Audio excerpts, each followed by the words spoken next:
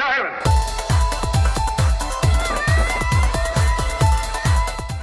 So I remember you took me to watch Chucky when I was like in first grade or whatever, right? My buddy dolls were what was hot in the streets. But I remember when we came out of the theater, he was like, when we get home, I'm gonna buy you my buddy doll. I was like, no, Dad, don't do it. No, don't. I'm all crying and shit. I was like, if you buy me one, I'm gonna throw it in the garbage. He said, that's fine.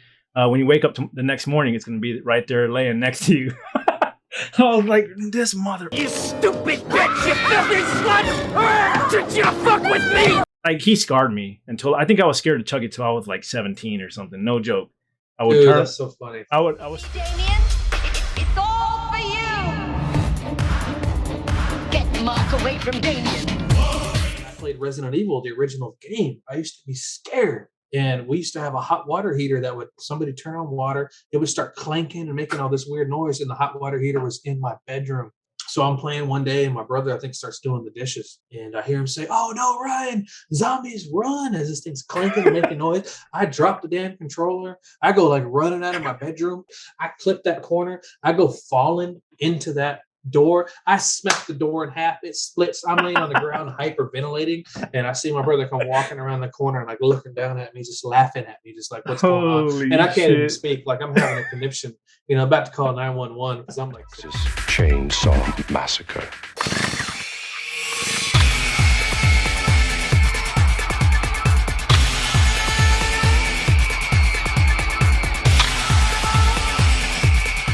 For you, your brother. I watched this with your brother. Man, he fucked me up. He So fucked me up. He always said the what- most appropriately fucked up shit. I'm already scared of mirrors, right? Like, what if something reaches out and grabs me, right? Bloody Mary, Mary. Candyman comes after me. Poltergeist, Candyman. I was like, yeah, I can't look. I'm not gonna be able to look in the mirrors after this. I explained to him why, and he was like, oh, well, you know why that is, right? And I was like, no, why? He's like, because mirrors are the gateway to hell. And I was like, holy shit! So, and he said it with such a conviction. Mirrors. See, how old are you when you saw this? Like 23, 24? I was like 25, maybe. I grew up with that asshole. I didn't want to look in the mirrors either for the next few months. And yeah, I told him about it later on too. He thought it was the funniest thing ever. He just laughed about it. I thought he was going to have some kind of, oh man, sorry I did that to you. Nope. Enjoyed every bit of it. No remorse.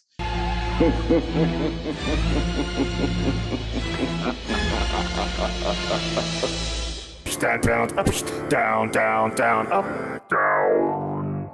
All right, yo, welcome back to the Bamcast. I'm Bam, and today we're doing a top 10 most innovative horror movie list, basically, right? So I chose 5 movies.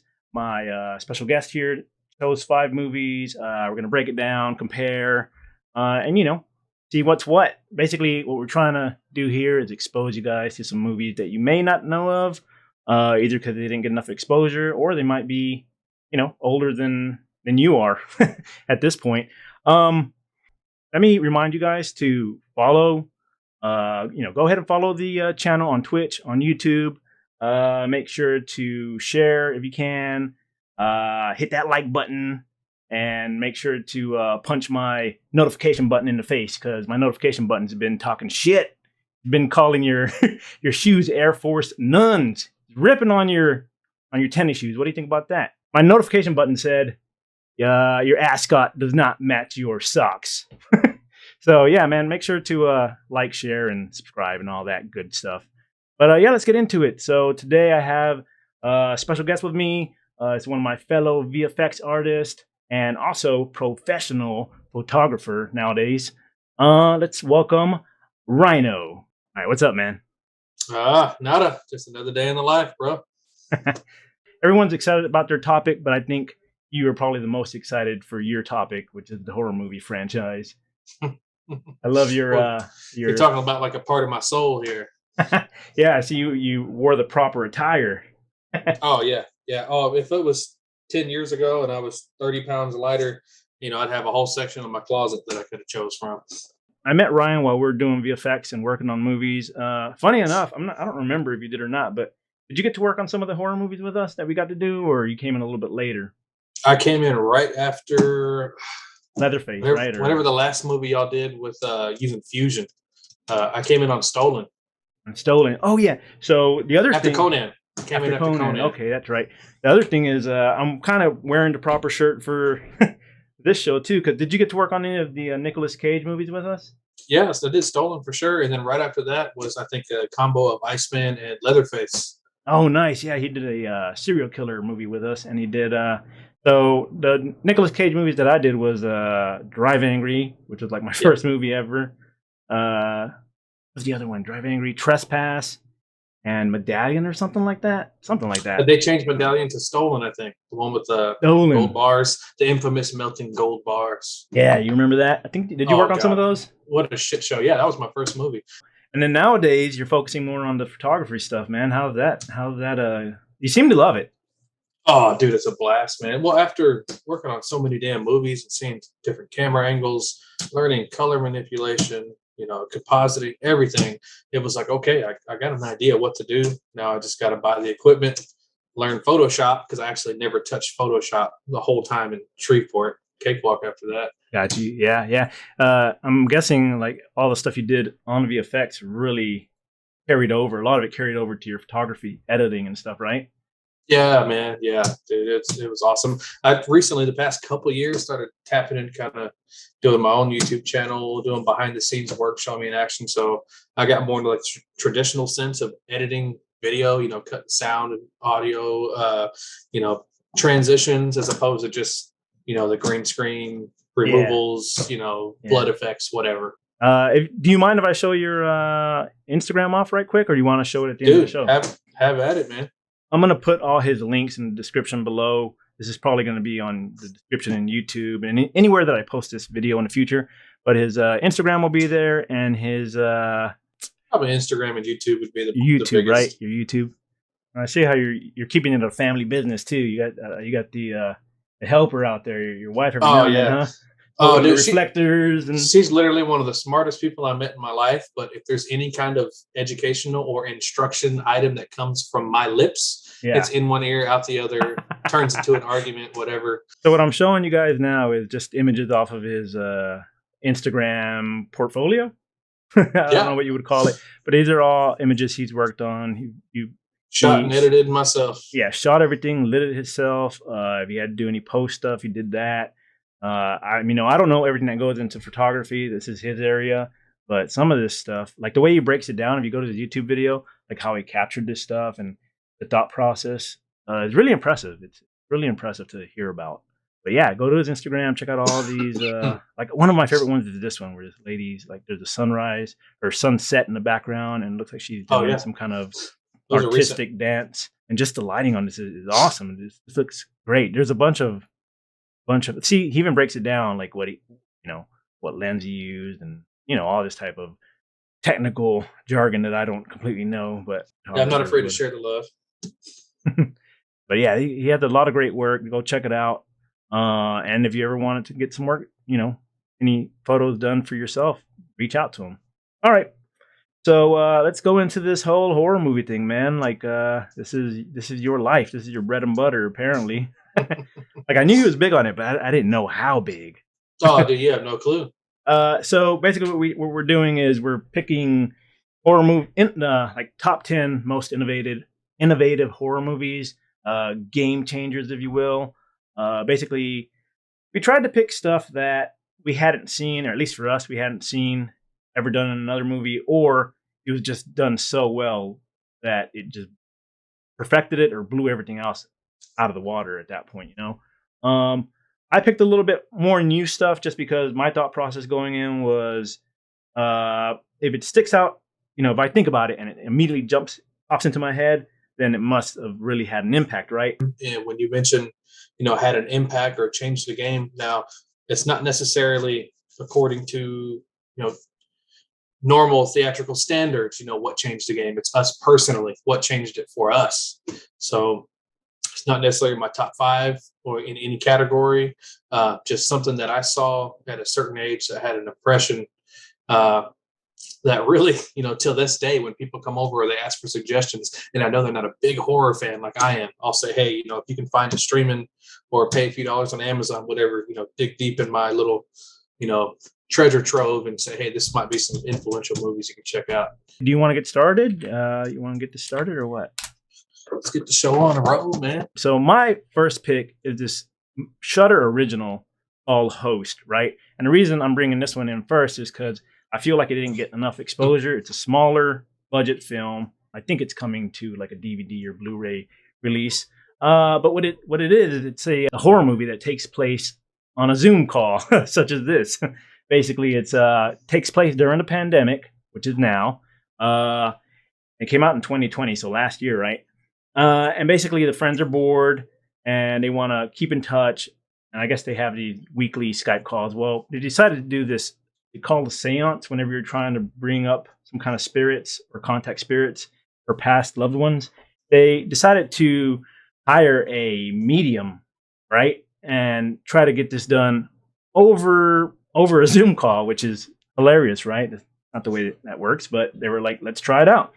And most of them are skeptics, but worst comes to worst, and the shit really starts to hit the fan. It gets really scary really fast. What I like about this movie basically is that the entire film is just one big Zoom call, and we only ever see it from that perspective.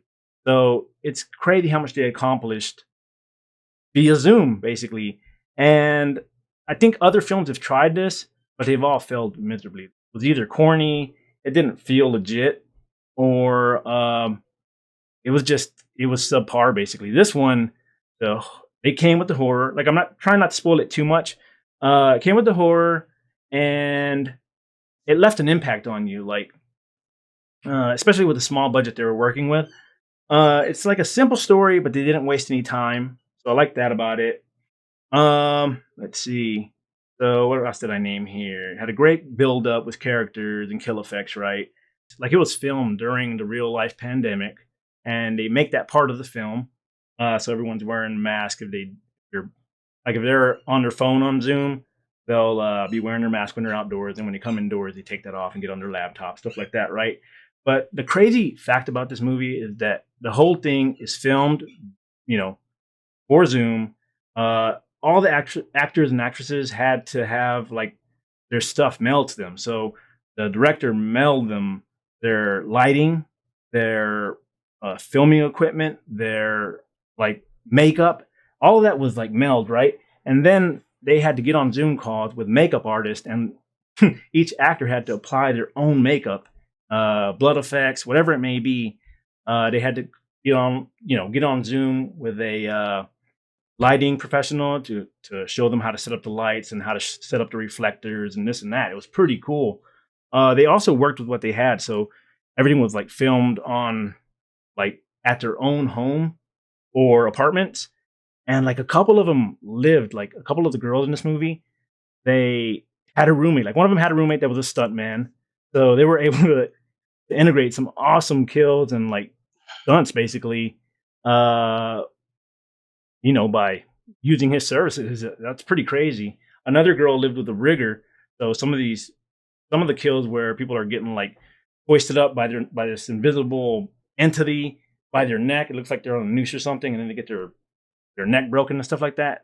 They had like a friend that was a rigger, and he was like, "Hey, I want to be in a movie, or I want to contribute to this movie." So that type of stuff was really cool to me.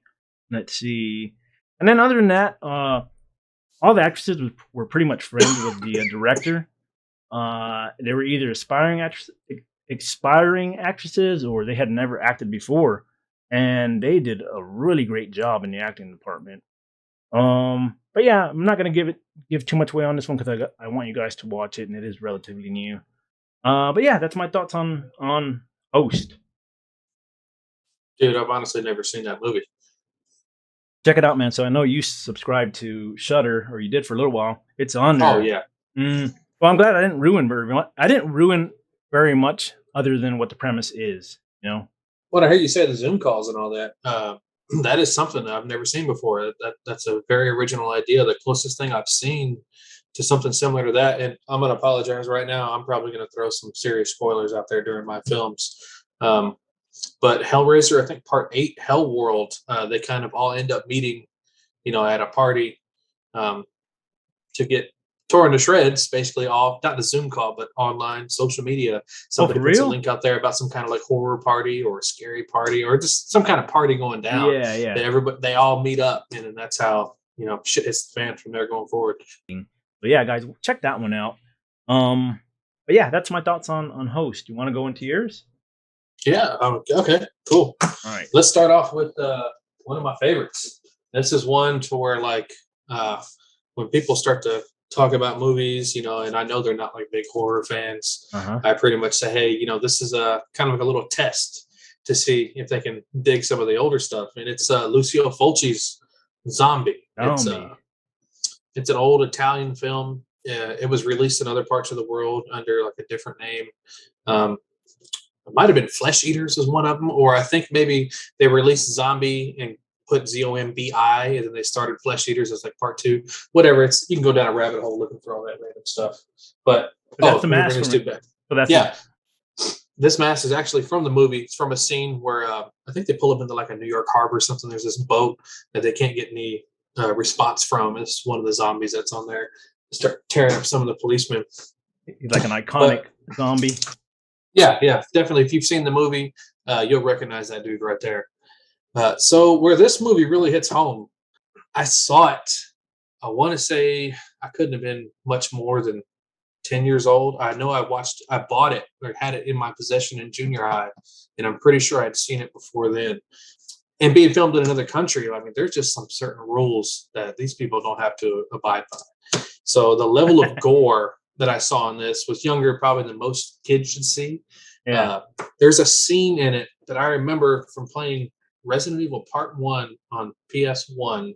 It's one of the first zombies you see. You walk around a corner, you go through I think the dining hall of the mansion. And you cut through this door by the old grandfather clock on the right. You turn left, and then it shows this scene where the zombie's like down eating somebody. He peeks back over his shoulder and like kind of leans up and comes after you. And I swear, whoever made that game, they stole, or at least this was highly impressionable on that scene in the movie. So I'll never forget that scene. Hell yeah.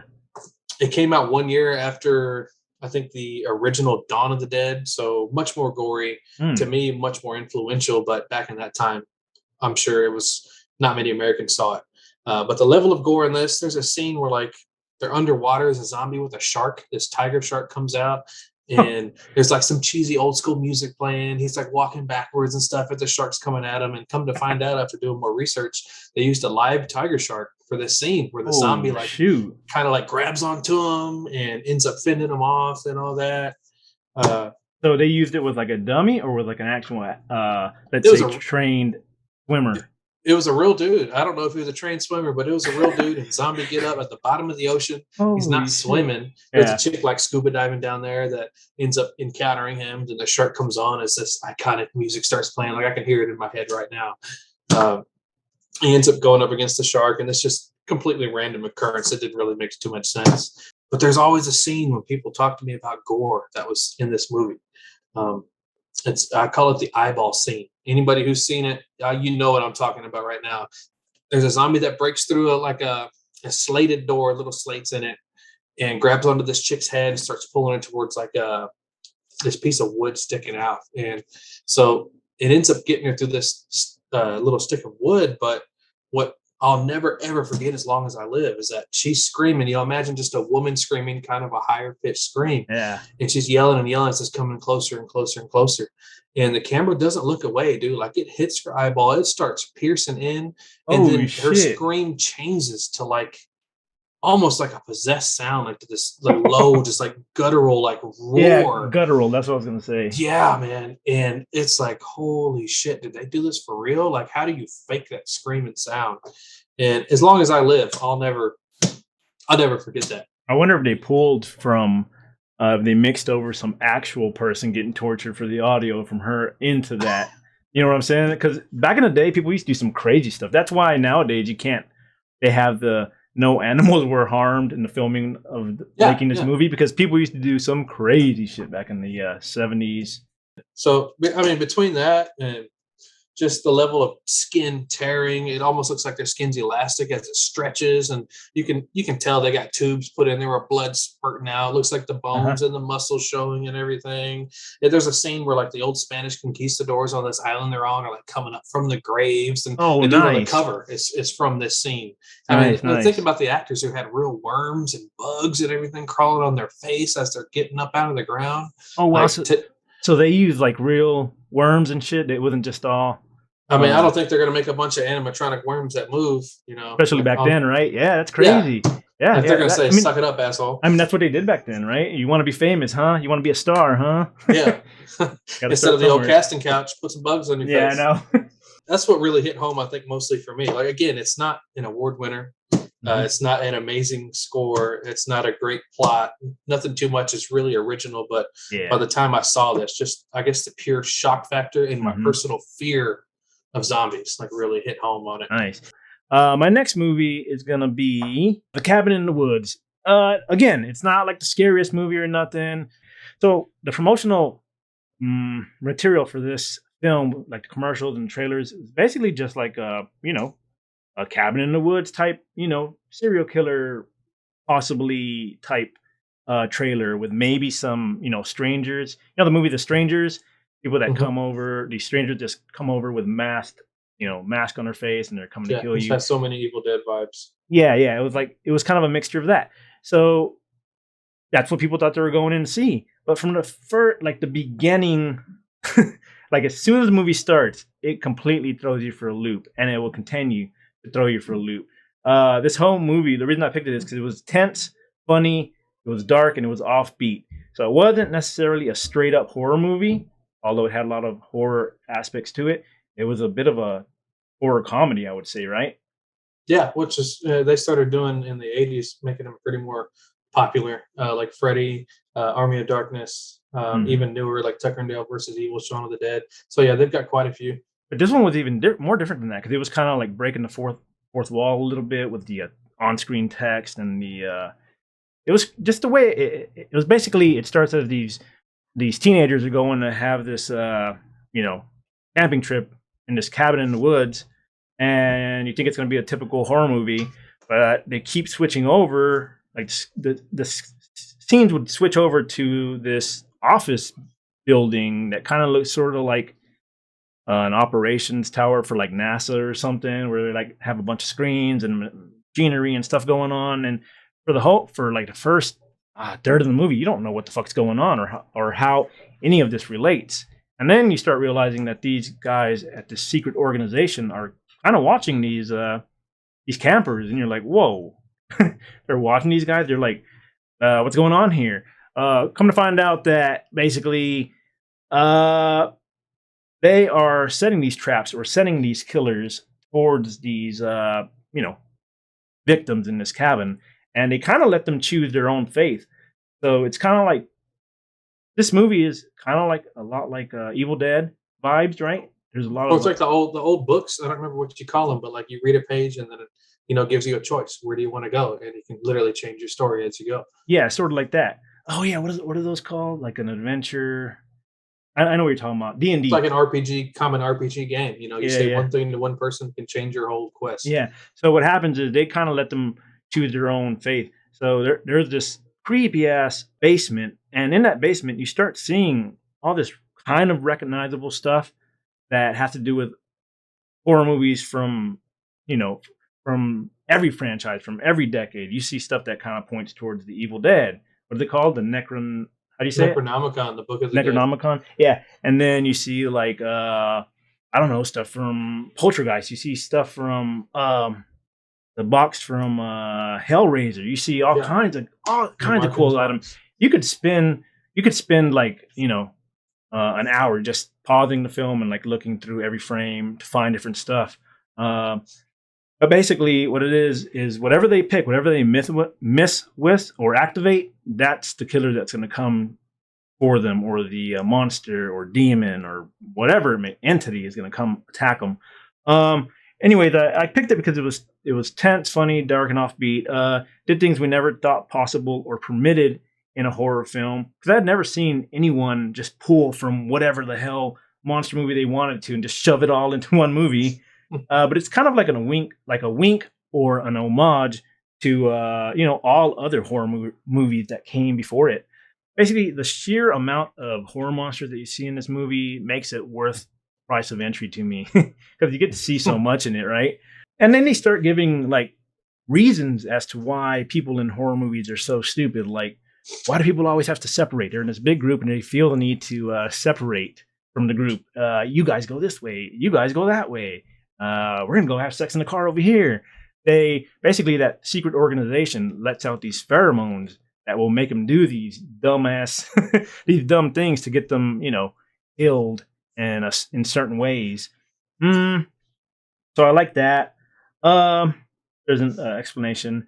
But basically, I don't know if I should ruin it. What do you think? Should we give spoilers when we're talking about these or no? I'll get a spoiler warning whenever I edit this as well.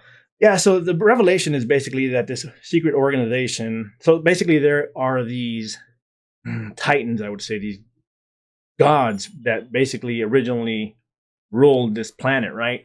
And somehow, some way, we have overtaken Earth, and we have to appease them, because if we don't sacrifice humans to them on the regular, they'll rise back up and take everyone out, basically. So the funny thing is, in the beginning, you think that these teenagers are the good guys, and that organization, you start to realize, is the bad guys. But it's kind of open to interpretation. It kind of becomes that the villains become the heroes and the heroes become the villains, especially towards the very end.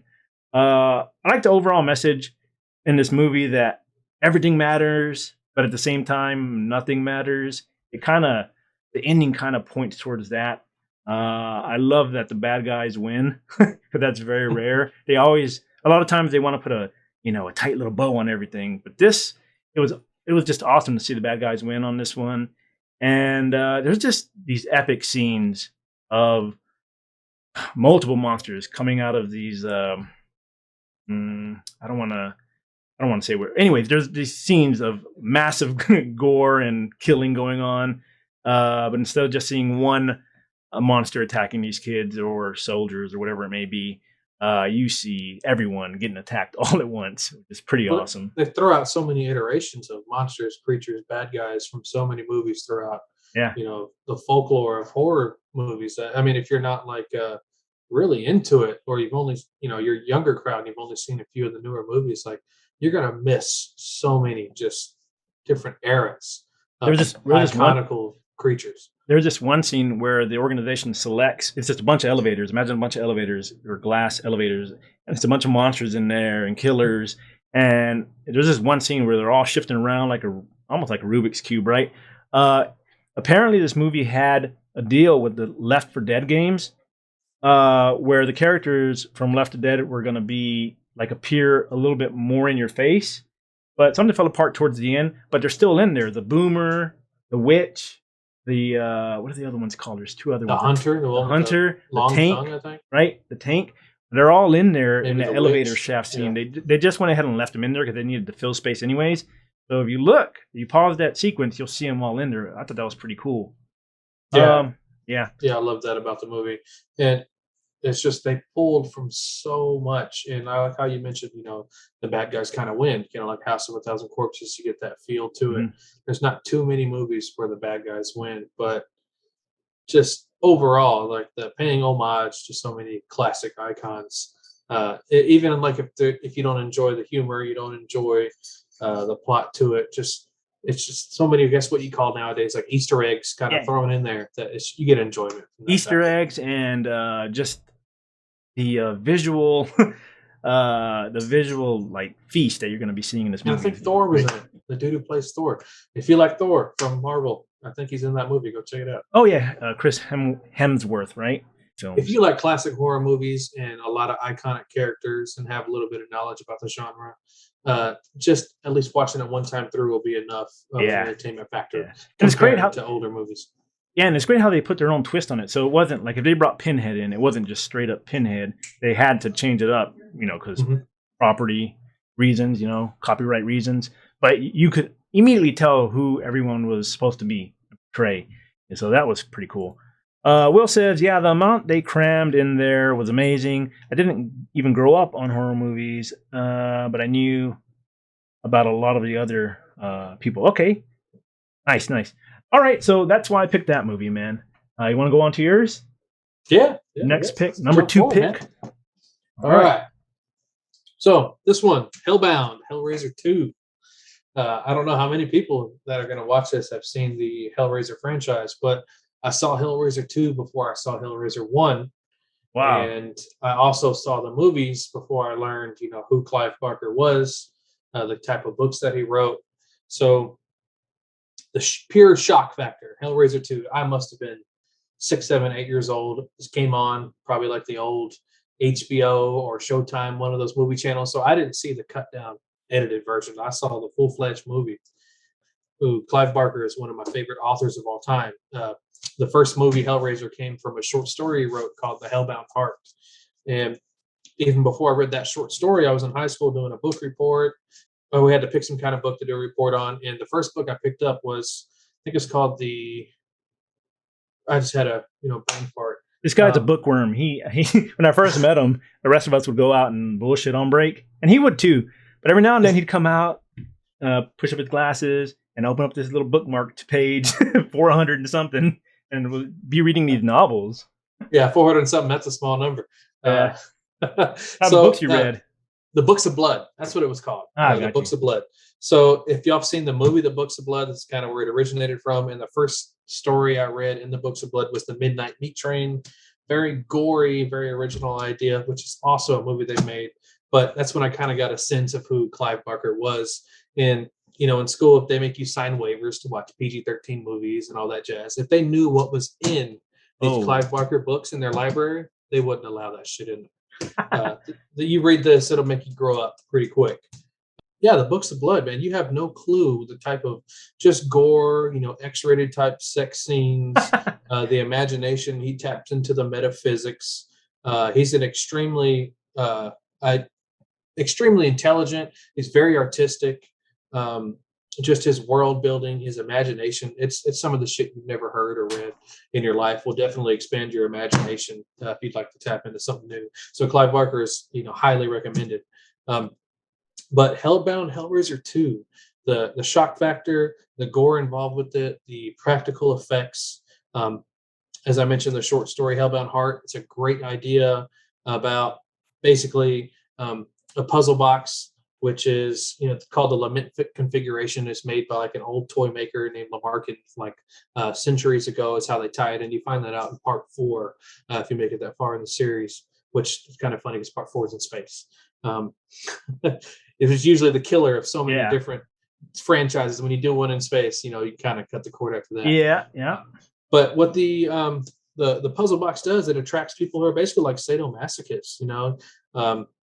People enjoy pain and pleasure and kind of mix it into one. So, which is kind of funny because there's like a line in the movie where the dude shows up. The main Cenobite Pinhead, who is kind of referring to the Cenobites as they're angels to some and demons to others. So angels to the sadomasochists, they're demons to the people who don't want shit to do with that.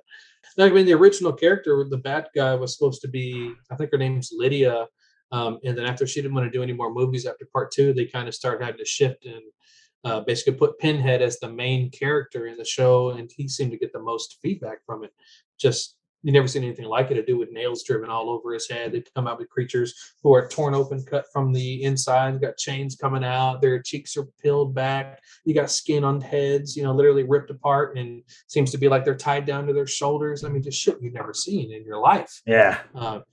And because it was done with a well enough budget, or the guy had a good enough idea on how to do it with practical effects, it looks real as hell. I mean, there's a scene where there's this doctor who people go to for help, psychological help. He's learning the history of what this box is. So he's into the sadomasochism stuff. And he gets Lydia, who's revived back from the dead from the first movie. He gets this guy who's crazy and sees like maggots all over him. He finds this mattress that's containing like the blood and like heart and soul of Lydia in it. Puts the mattress down on the floor, puts the guy who sees the maggots all over him, gives him a razor, and the guy's freaking out. He's like, just yelling, get him off me, get him off me. And he starts just slicing dicing himself, trying to cut off these maggots.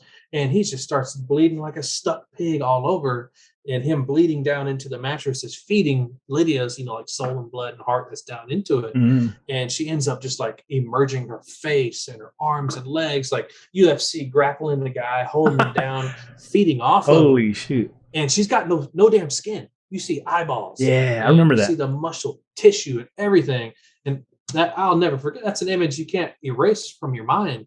And there's so many parts of the movie, that do that. Like it's insane. My older brother and his friends made me watch it, and I was like, "No, I want to watch this." That shit, yeah. I'm glad I've kind of forgot some of that. You're bringing it all back, though. You're bringing all the old scars up. But they made me watch the first Hellraiser movie and the second Hellraiser movie. I didn't watch the third or fourth one. Dude, you definitely want to watch the third and fourth one. Of course, the third gets a little worse. If you're a fan, you'll like it. Yeah, that's the what I fourth heard. one, again, it's not as good, but the idea seems to be more original. It's just the execution in space. It's kind of hard to pull off. For anybody. I think Clive Barker had a personal hand in part 1, 2 for sure, maybe 3. Then after that, it just kind of started going off to other writers and directors. Until you get to part 8, Hell World, like I mentioned, previously, is a really good one to tap into. Has a really good twist at the end. The one after Hell World, it's a new Pinhead. It's not Doug Bradley anymore.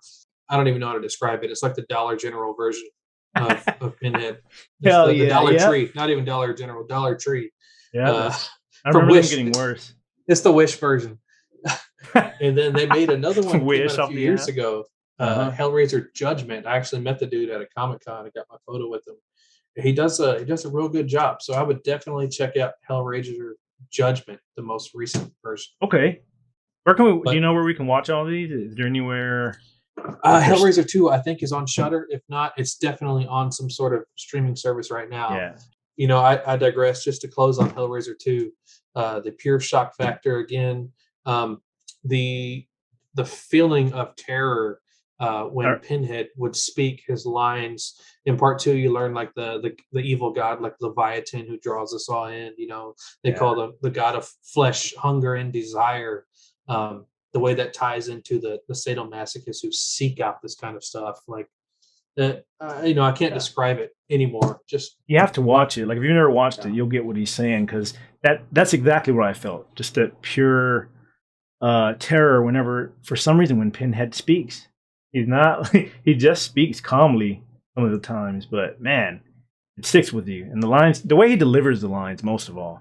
The look, the delivery, his tone of voice, the setting that they draw in, where it darkens down, the chains come out, like the most imaginative, terrible torture you could ever think of. Yeah, that's what was scary about it. Is the torture aspect. Oh, it'll get you. It'll get you. Hey, man, can you show them or talk about the mask that you have there in the back, the demon one? You showed us the zombie one. I'm gonna get a drink of water. Tell them about that right quick. Okay. So ever since I was a kid, I was in love with Halloween. I would get all kinds of the masks and costumes. And then as I got a little bit older, I convinced my mom. I remember arguing with her one time, like, look, you buy me this mask. It was like $100. She's like, you don't need a damn $100 mask. I said, look, you buy me that, I'm going to wear it, while I'm 12, 13, 14, 15, whatever. I said, I'll be old enough. I will be trick-or-treating after that. Like coming up with any damn idea, wheeling and dealing like I could to have my mom buy this mask. So she ended up buying it for me. And that started like my obsession with badass latex and professionally done masks. So I have this demon one, which is kind of similar to the one I had years ago. The other one was orange, had big horns that went up. But I had that one. I had a Beavis and Butthead original mask from the TV show that my brother and I got when we were kids. I had a devil mask with yellow eyes that glowed. Just numerous badass masks. And when I moved to Shreveport to work in the film business, my family put them in the garage while I was gone, and they all melted together. So I kind of lost that collection. But now I have this demon. I have the one from the zombie movie that I showed you. I can't remember the guy's name from Creepshow, but it's the skeleton that comes out. He's got some stringy hair. Half of his chest and face is all torn away. He's brown with the white bones showing. I've got that one. I've got a badass scarecrow-looking mask that I got, I think, last year. And now I'm kind of starting fresh. I've got 4 or 5 decent masks. But, man, if I could have my whole collection, from the beginning of time till now, I'd probably have close to $1,000, $1,200 worth of professional mask that 5 and 6-year-old kids will start crying and run away on Halloween day when you come walking around. Man, that's tragic. He told me that story before we started the other day before we did the whole podcast thing. And man, that's just tragic, man. You got home and all that was just one big pile of mush, huh? Dude, I went. It was Halloween, so I'm back home for a few months, waiting on the next movie to start. I go to the garage. They're like, "Yeah, there's the box." I start pulling it out, and I go to grab one mask, and like numerous ones start coming out together. Oh. And then as I'm like slowly trying to peel them apart, you just see one tearing, and they were just unsalvageable, man. Like I had masks as young as like 8 or 9 years old that I would wear that would scare kids my same age that would make them like run away from the front yard. Yeah, when he started telling me that, I was like, yeah, he's definitely way more into the horror genre than I am. Because as a kid, I liked them, but a lot of times I think what pushed me away is because I was always forced to watch these movies. So like my dad, he didn't give a fuck. It was the 80s, man. You watch what the adults watch. I don't care if you're 5. You might cover your eyes and titties come out or something. Yeah, no, I would. Nope, like watch it. That's just the way my dad was, right? So I remember he took me to watch Chucky when I was like in first grade or whatever, right? And at that point, we hadn't seen nothing like that. This isn't one of my movies, by the way, but it very well could have been. It was just so terrifying. That first one was so realistic, and my buddy dolls were the big, what was hot in the streets at that time, right? So I was terrified. I'd never wanted to look at my buddy doll again. But I remember when we came out of the theater, he was like, "Hey, when we get home, I'm gonna buy you my buddy doll." I was like, "No, Dad, don't do it. No, don't." I'm all crying and shit. And he's serious. And I was like, "If you buy me one, I'm gonna throw it in the garbage. Buy me one, I'm throwing it in the garbage." He said, "That's fine. When you wake up the next morning, it's gonna be right there laying next to you." I was like, "This mother." In my head, I was like he scarred me until I think I was scared of Chucky till I was like 17 or something. No joke. That's so funny. I was scared of dolls like Puppet Master and stuff because you can be big as fuck, but if they cut that tendon or whatever in the back of your ankle, your Achilles, you're done. Well, when you're talking about dolls, you're already talking about the supernatural. Like there's no limit. Yeah. Like there's no, they're only this strong or that strong. They don't have real muscle. There's no real strength. It's already some kind of supernatural effect coming on. So I mean, there's no rules. And then, no rules. And then my grandma, which is his mom, she loved porcelain dolls. And I hated porcelain dolls. To this day, I remember this. We had them all over the house, but there was this particular one with a cracked up face. And it would sit in the corner, like in her restroom, towards the tub and would watch you taking a shower, right? So that thing, I would always throw a towel over it. I wouldn't even dry myself. I'd just get all my clothes on and dry myself in the other room and run out of there. But it was something with my dad and his mom. They were crazy about dolls. Dude, I know what you mean, kind of about like not being held back either. My mom took me and my brother to go see Pulp Fiction at the $1.50 movies when it came out. And he was 6 years older than I, but I was still in elementary school, and I'm talking maybe 2nd, 3rd grade. Yeah. So yeah, we weren't held back. So any horror movies that came on, that's how the zombies got me. But it scarred me as a kid. So when I played Resident Evil, the original game, I used to be scared playing it on my PS1. And we used to have a hot water heater that would somebody turn on water, it would start clanking and making all this weird noise, and the hot water heater was in my bedroom. And so I'm playing one day, and my brother, I think, starts doing the dishes. And I hear him say, "Oh, no, Ryan, zombies run," as this thing's clanking and making noise. I drop the damn controller. I go like running out of my bedroom. I clipped the corner outside in the hallway, and we had a little 2-piece sliding like slate door for the bathroom. It was all wood, like super thin wood. I clipped that corner. I go falling into that freaking door. I smacked the door in half. It splits. I'm laying on the ground hyperventilating, and I see my brother come walking around the corner and like looking down at me, just laughing at me, just like, "What's going on?" And I can't even speak. Like I'm having a conniption, about to call 911 because I'm like 6, 7 years old, just like so terrified. Oh, that's hilarious. A freaking video game. That video game scared everyone though. I remember like the Jamaican. He got up to the part that you were describing with the zombie around the corner, and he had to turn the shit off. And I literally played sick the next day so I could stay home from school and play it. And my brother had gotten my parents to buy Resident Evil for us. So like, I'm just so excited to freaking play. And the next thing you know, I click on the intro of the zombie game where you enter the mansion, and it's like I'm about to shit my pants. I'm so terrified. So just within a few days of having my PlayStation, a game came out that scared me so bad. I literally tripped and fell and broke our bathroom door. Hey, did you get in trouble for breaking that door, you and your brother? Oh no, the whole I mean the family still talks about the damn story. They try to humiliate. I mean, if I didn't have my sense of humor, it might actually bother me today. Yeah. But they try so hard to just make fun of me, embarrass me, I just laugh it up. To me, if I had that shit on film, I'd win America's Funniest Home Videos today. We'd be viral on YouTube and TikTok if that shit happened. That's funny. Right now. All right, so let's carry on to this list. For my third pick, we have where is it? Descent. So The Descent was another kind of like another film where the promotional material didn't really let you know what it was going to be about. So all you knew going in is that you were going to follow these, I don't know, what do you call them? People that go spelunking. Spelunking. Yeah, spelunkers. You go follow some spelunkers, and they're all chicks.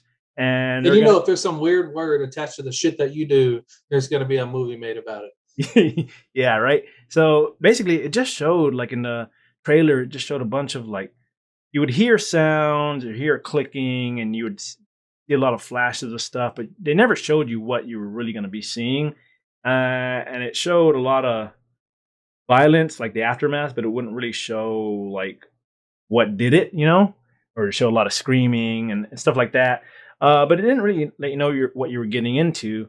Suspense. Yeah, a bunch of suspense, basically. So I went in blind, basically, right? So on this film, the environment, I had never seen an environment like this where you're basically trapped by just Mother Nature, basically. So the cavern environment itself and the precarious scenarios that the characters are put into because of these environments. So imagine going into an uncharted cavern. It's going to be scary because there's so many literal pitfalls and stuff that you could ways that you could die. Now imagine also having these creatures chasing you in the dark on top of that as you're climbing these ropes and traversing these caverns. That's the fear of the unknown. That's one of the scariest things ever in the history of humanity. That's why suspense can be a lot scarier. Like not seeing something can be a lot scarier than actually when you finally see it, So the natural lighting they used and the sound of the environments, coupled with the scenes shot in total darkness, they all basically come together to convey this overpowering sense of like claustrophobia. Like you feel really claustrophobic in this film because you can't just run in any direction. You have to go where these caverns are leading you, and there's only one way in and one way out, basically. I think that's what was one of the main things in this film. So they had to keep going deeper to try to find a way out. Before I go in any further, so there's one main girl. She lost her husband and her son in a horrible accident, right? The girl is like a year or two later trying to cheer her up, and they're trying to do this fun outing with the girls, right? And they're all like real athletic and that like to do outdoorsy type stuff, So they didn't go clubbing; they went spelunking. But yeah, so that's how they get there. And as the movie goes on, you start like seeing these shadows moving. You start hearing these weird clicking sounds, and then all of a sudden, I think they lose their flashlights or whatever. And as they're looking for flares and stuff, they can't see anything. It's total darkness. They have to use this. They cleverly use this night vision camera, and that's where it really starts to get scary because you start seeing these monsters, but not fully, just parts of them, like an arm or like a quick glimpse of an ear. You know what I'm saying? And finally, you start to see them more and more. They did a great job of not just throwing the monsters at you. It just builds up and builds up through the use of that and through the use of lighting.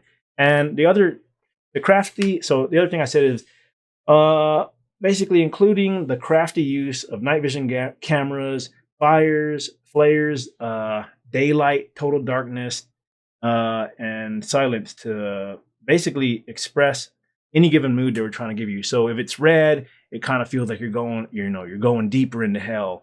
If you see a glimpse of light, it feels like you can breathe because you've been in this, this claustrophobic environment. If it's total darkness, they want you to be in suspense or want you to feel claustrophobic. And fire, that can mean like, this is when we fight. We're not going to take it anymore. Let's fight. So they did these really clever things just via light. And the environment really lends itself to that. So anyway, the other thing that was cool about it was that these horrific underground monster civilization, it seemed real. It seemed like it could be something that would actually exist, or like if humans would have evolved that way, like some kind of underground civilization would have been down there and we never knew about it. This is the way they would have evolved, because they're blind for the most part, right? But they have really good sense of hearing, and I don't know if they have a good sense of smell. I don't think they do, just hearing, because that's what they need in their environment, right? That's just the way they evolved. They're never just evolution in general kind of points to the hearing and smell in general being heightened when somebody's blind. Like, this creature is on the planet right now who have been discovered that live underground and have been there for thousands, possibly millions of years, and they literally are blind. They may still have eyeballs, which kind of insinuates that their species at one time was above ground, then started to evolve to react to underground, because even though they're blind, they still have eyeballs. And if they stayed this way for the next 5-10 million years, they could possibly just lose their eyeballs in general. Yeah. Same thing with the deep, right? Even in the ocean, stuff like that happens. You just basically evolve to your environment. They're creatures that hunt with actual lights off of the tops of their heads, because there's no light at all whatsoever. Anglerfish, is that what they're called? Yeah, one of them's the anglerfish. Basically, they hunt they develop bioluminescence to create their own light so far deep down. Yeah. And I like another thing they threw in there is their albino looking skin that they had. They had like, they have no pigment, because without light you have no color. So all that seemed really realistic. So that really lent itself well. The overall story is really good. I'm not going to ruin that for you. Yeah, there's no reason to ruin that. Just watch the film.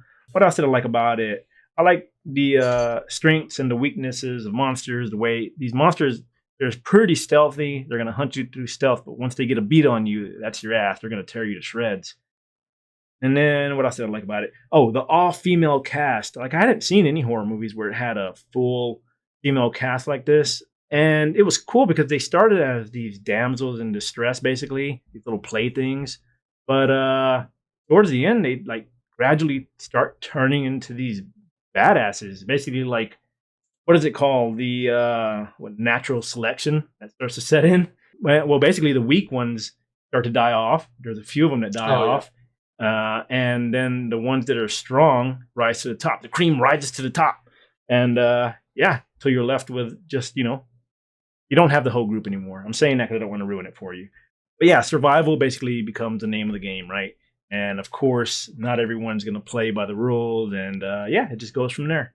That's why I picked that movie. I hadn't seen anything like that in that kind of environment, play with natural lighting or monsters in that way. And I still haven't seen, well, there's The Descent too, but we don't talk about that. That doesn't exist.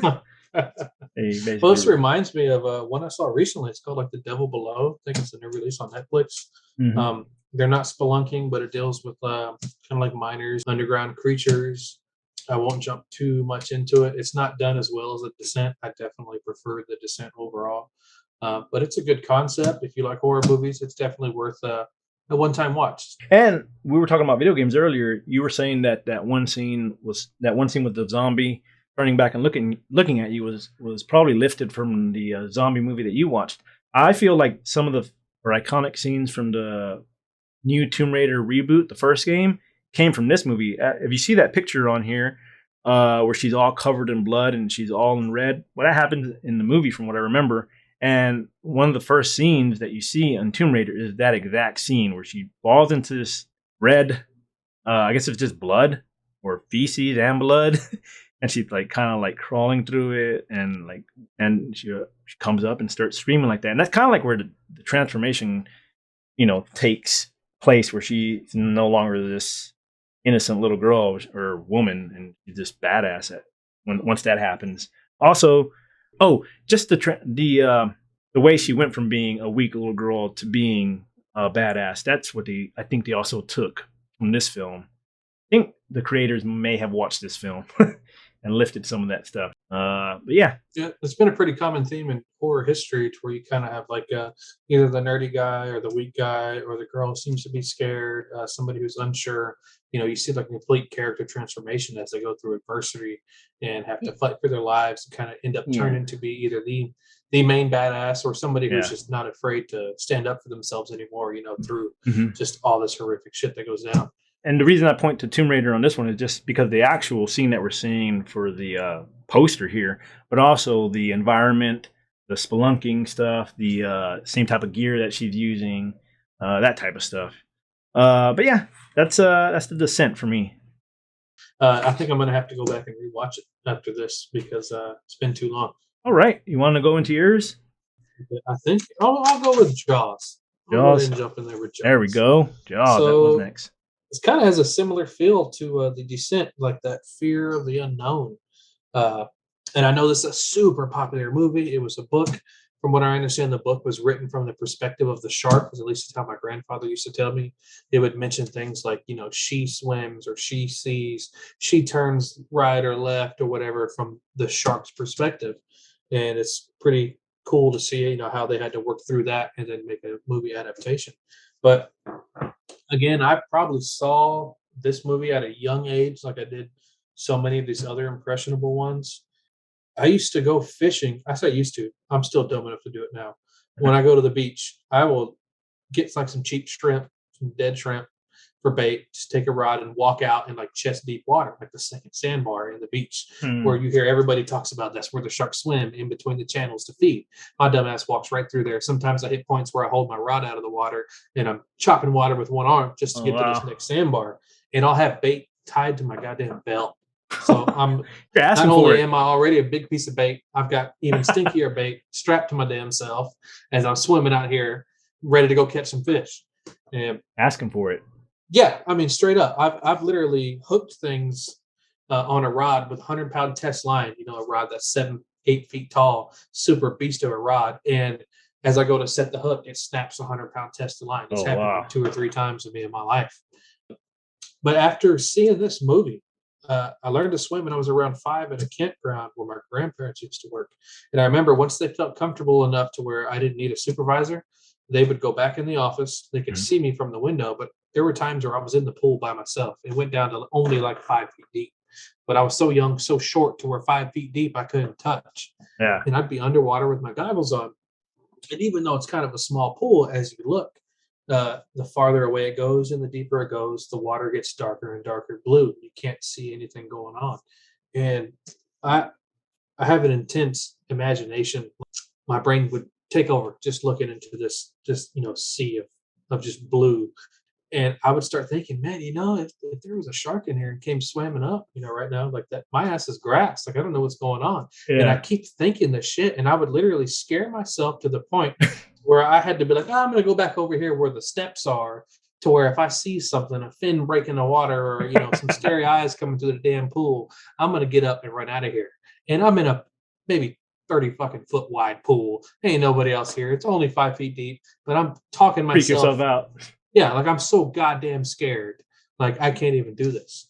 That's funny. This translates to even now till this day, I still have nightmares, like genuine nightmares where I wake up like hyperventilating almost, to where when I'm out fishing, I come across a 30-foot crocodile on the banks of where I'm standing there fishing this little bitty creek, or a giant 20, 30-foot snake comes out trying to strike at me or wrap me up. Like I said, my imagination, it still does it to me to this day. I'm 34 goddamn years old, and I have nightmares about fucking giant shark snakes. That's why I don't mess with water, man. Like, I'll give you that. Jaws definitely left a lasting mark. Everyone thinks about Jaws a little bit when you go to the beach and you go to that deep side, or the further you go in, you think about it.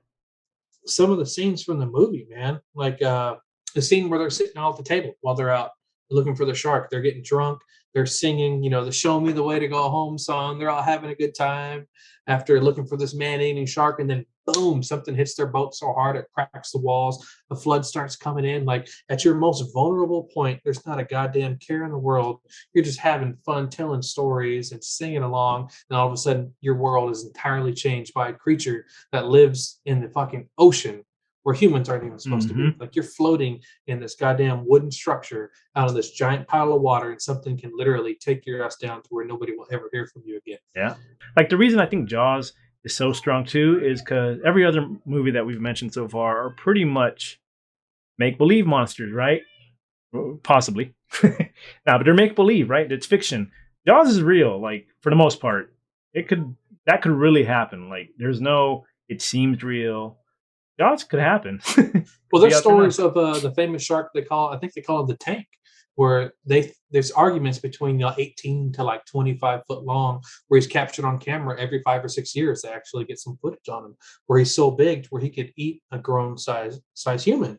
And the way they filmed this movie, the suspense buildup was mainly because the animatronic wouldn't work. They had to do so much work on it just to get it to go properly. That's where they show like the barrels that pop up after they shoot him with the barrels, the sound and just the vision of the camera underwater, drawing suspense, showing that he's there. But it wasn't later until the movie till they could actually show the shark. And then when they bring it up out of the water, the part where it lays on the boat and it kills the captain, eats him as he's sliding down and all that, the sharp teeth, like it's just a whole new level of just ferocity when it comes to a natural predator that could literally fuck you up. Now, like you'll be all over social media. The world will be talking about you if you get eaten by a natural predator that exists every single day in these waters. So, is that your Jaws? Did you have anything else about Jaws? Again, it's the shock factor, how it made me feel as a kid. There's not too many different scenes that I want to necessarily talk about. Well, here's a quick little story. I remember coming to Florida before I worked with all y'all. Actually, the first time I met y'all, I ended up using one of y'all's guys' badges who left for the week to go on vacation. We go to like Universal and all that. For free. We rode the goddamn Jaws ride before they got rid of it at Universal Studios. And god damn it, man, that ride was done so well. That animatronic shark that pops up, he's biting the wires that electricity comes through and fires and explosions and shit start going off. I can't remember how old I was. I must have been in my 20s. But that shit scared me. It freaked me out. If you had the same experience I did with the coast and outdoors and everything growing up, and then you go ride that ride as a grown man, that shit's gonna it just hits home for you. So it hits home for you definitely because you're a nature boy. Woo! Well, it's because you're willingly out in these environments for one, and then two, your overactive imagination. Yeah. Anything else on Jaws or? No, man, I think we're good. Yeah, not too much you can say about Jaws. Everybody knows or has seen it at one point. It's a really good film. It still holds up. My number 4 pick is also nowadays is really well known and popular. It's Paranormal Activity. The reason it's a game changer is just because, we had seen handheld type movies before with the gimmick, but this was the one that really pulled it off. This is the one that probably did it the best. And people tried to create it before and after, and I think for me, this one did it the best. Basically, so the perfect handheld camera look and feel. The way it was when you're watching it. So I watched this with your brother in Florida. Your brother, me, and somebody else. We all went to go watch this, and it was a limited release at that time. You weren't going to get to see this film everywhere, so it was like this was super special for us. We were at the right place at the right time to see this limited released movie, right? And basically, you hear that films are scary, and you're like, yeah. But this was actually legit scary. It was like a roller coaster ride. It kind of convinced everyone. It made them forget that it was fiction. Everyone was like, this just because the way it was made, we've never seen nothing like this. This real? Everyone was like, had that type of attitude. Mainly because of the cameras they used, the placement. Like they didn't go out and get like the red, what do they call, like the Red Dragon, like these 4K, super expensive cameras. They got what they had, GoPros, probably not even GoPros at that time. Just regular cameras, or at least they made it look that way. And the placement of it, the angles they had, they were like realistic angles. Everything was just either the person was holding the camera or it was just like on a tripod. That was it. There was no movie, pan and zoom shots and all this craziness. But that and how believable and realistic the actors were with it. What else did they do? yeah, it was crazy how they were able to make everyone scream. Like everyone in the theater was screaming or squirming, or they were just like holding their breath over the smallest thing. Like I remember on the first night, like the film kind of starts in the day, and they're going to be filming themselves. I forget why, and it will say like night one, and everything gets quiet in the theater. You just hear sounds of people sleeping and cars passing by. I think outside, and all you see in the very first shot is this door in their bedroom just swing right, then swing back, and everybody freaked the fuck out because it seemed like those when you're exploring like a haunted house type or a haunted mansion, those shows where they go looking for paranormal activity. It seemed like that, so it just seemed so real at that time, and everybody freaked the fuck out. Like I remember everyone was tense, and it gradually got worse and worse and worse every night. Right? It was just crazy to me how basically they filmed this entire movie in this house, and they used every inch of that house. It was you didn't feel like you were in this just one location because they made such good use of it. Like it didn't feel like you were just like, all right, this is one of those films where it all takes place in one room. I mean, they used every inch of that house, so that was impressive to me.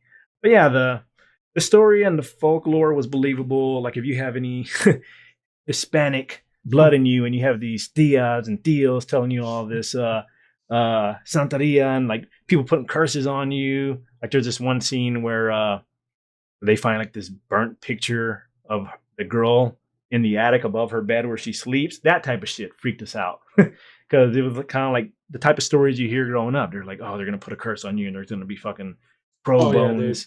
You know what I'm saying? That type of stuff. Anyways, all that stuff was really effective.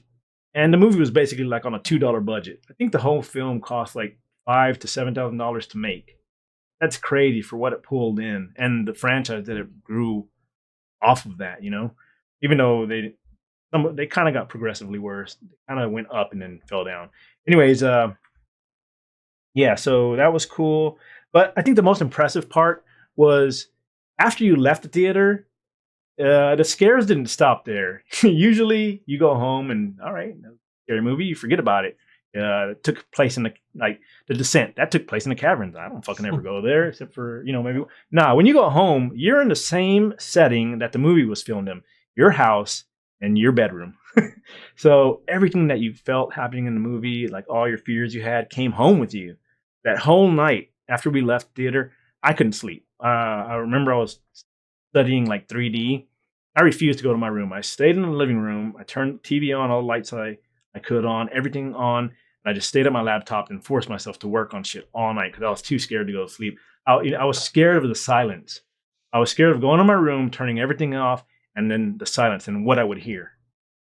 Or stuff like that. Like some of the scares were just so scary. On top of the sounds, like everyone has this fear of you're laying in your bed and your feet are sticking out of your covers, right? Well, what do? You throw your covers over because it feels like somebody's going to grab your toes, right?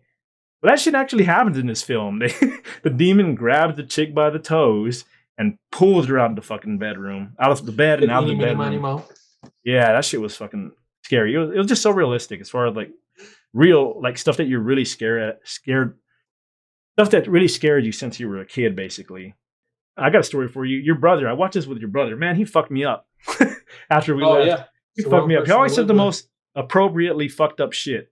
So I'm already scared of mirrors. I'm already scared of mirrors, right? Like, well, not now, but as a kid, I was scared. I remember I would take a shower, I'd be somewhere alone. If there was a mirror there, in horror movies, there's a lot of lore that goes in the mirrors and stuff, right? So I'm like scared to look in the mirror. What if I look at myself and I start smiling, but I'm not smiling? Or what if something reaches out and grabs me, right?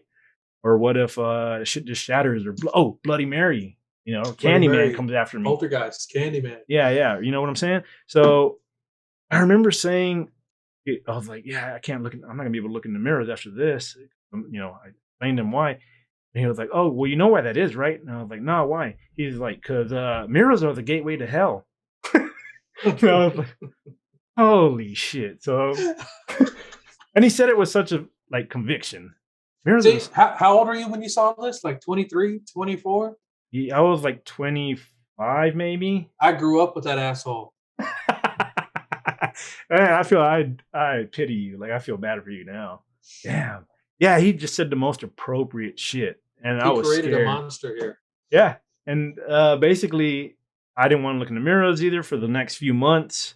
And yeah, I told him about it later on too. He thought it was the funniest thing ever. He just laughed about it. I thought he was gonna have some kind of, oh man, sorry I did that to you. Nope, enjoyed No. every bit of it. No remorse.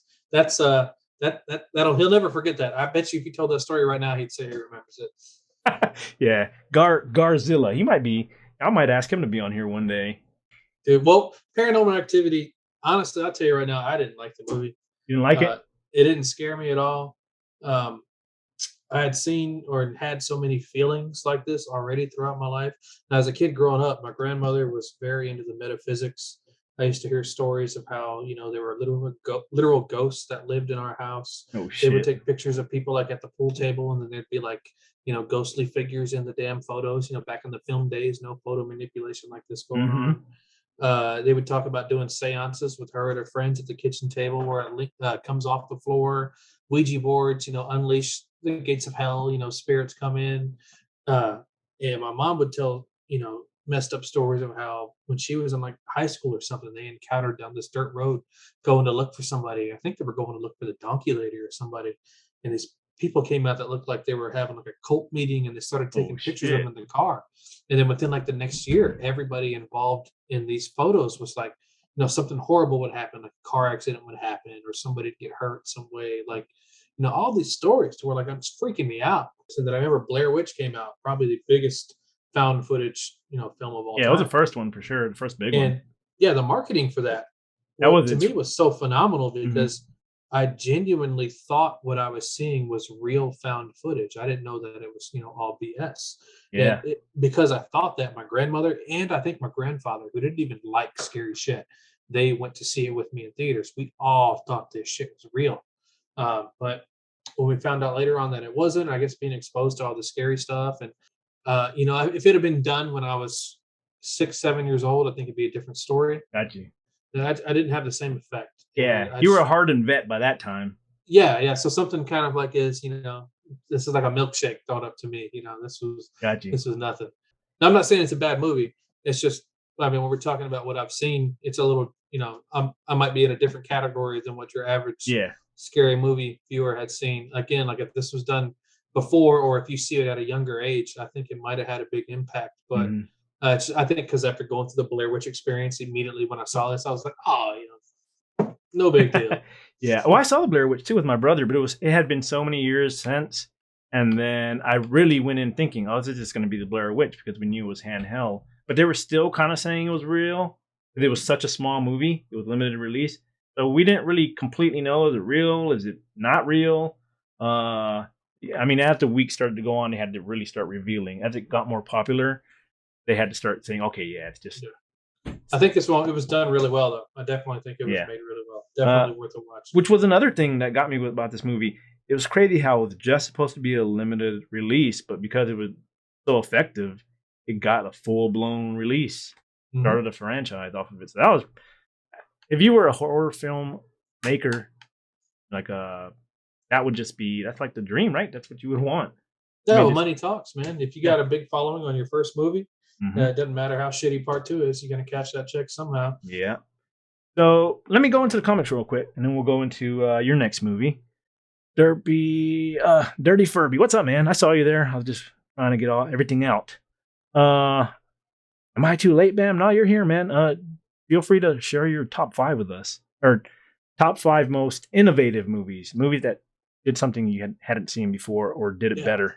Anything, man. Throw out any iconic movie or some shit that had a profound impact. If we got time, we'll talk about it. Impactful films.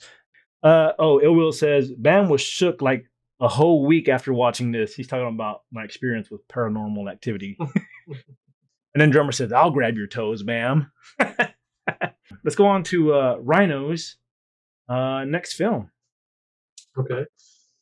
All right. Well, it's in the 2000s. I don't remember the exact year it was made, but it was Dawn of the Dead. I mentioned earlier, the impact Night of the Living Dead had on me. The nightmares I had, zombies reaching through the windows, kind of like that slow, fear of like impending doom that like no matter what you do, eventually they'll break through, and it may take 5 minutes, but that slow motherfucker is gonna eventually catch you if there's 100, 200 of them, whatever, start tearing you apart. Uh, but Dawn of the Dead, I mean, this took my fear and just like lathered that shit up and just slapped a whole new level on it, man. Because zombies The- weren't overexposed at this time yet. They weren't like No. overly done like they are today. No. And I think 28 Days Later came out before this. And I guess technically they call them zombies. I don't think they were like dead and came back to life. They kind of just went like crazy and would chase you down Mhm. and fuck you up. But in the more traditional sense of zombies, it's like, you're dead and you are the undead. This from like the music, the intro, I think it was like, God damn, I can't remember what song it was. It had been redone. Like it takes a song and it gives you a complete different feel of the song.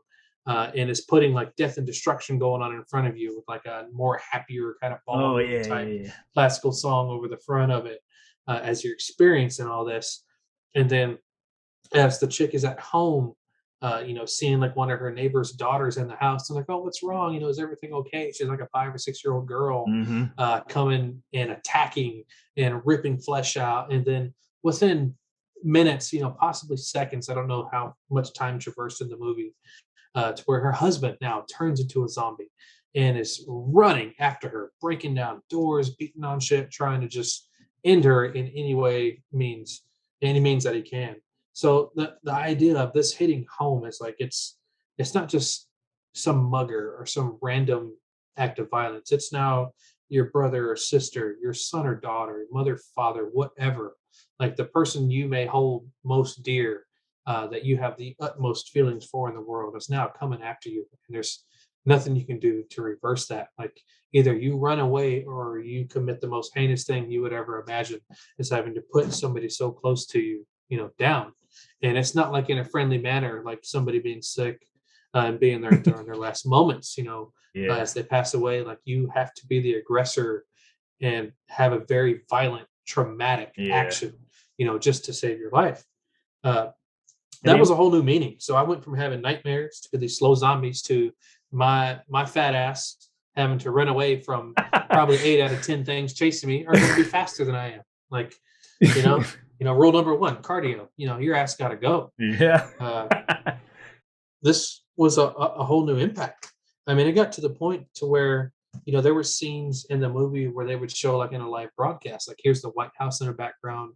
So you're imagining it's like the president or somebody, of real high stature. And now this is it. They're coming after them. Like their security guards are dropping people on live film as they get in the helicopter to fly away, which lets your ass know the army ain't coming for you. This emergency national broadcast, whatever beep you hear on a damn TV or radio, ain't none of that shit matter, because if the president ain't safe, your ass ain't safe. And it is every man for himself. That is it. Like you are done for. Hell, they had the scene from the original movie. The little speech the guy gives, I think it was the main character from the original, where he gets on the broadcast. I think he's like a pastor or somebody religious, and he has to comment. It says, "When there is no more room in hell, the dead will walk the earth." Now, by the time I saw this movie, I was old enough to kind of, think of the impact this had. I mean, this was some dramatic shit. You're talking about the idea of your world being, so catastrophic.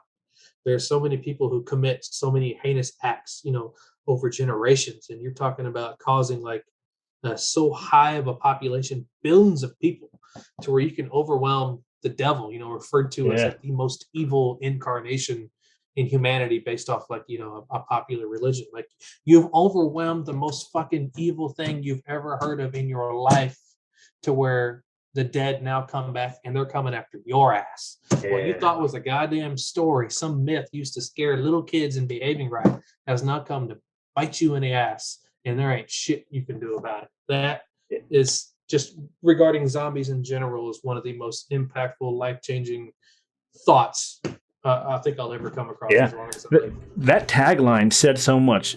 It's a small tagline, and you get all of that out of it, right? Like, and in this movie, like that's the first movie that put it that way, because usually it's just, it's a biological attack or weapon that went wrong. Nah, it could be that, or it could be what that what that preacher said.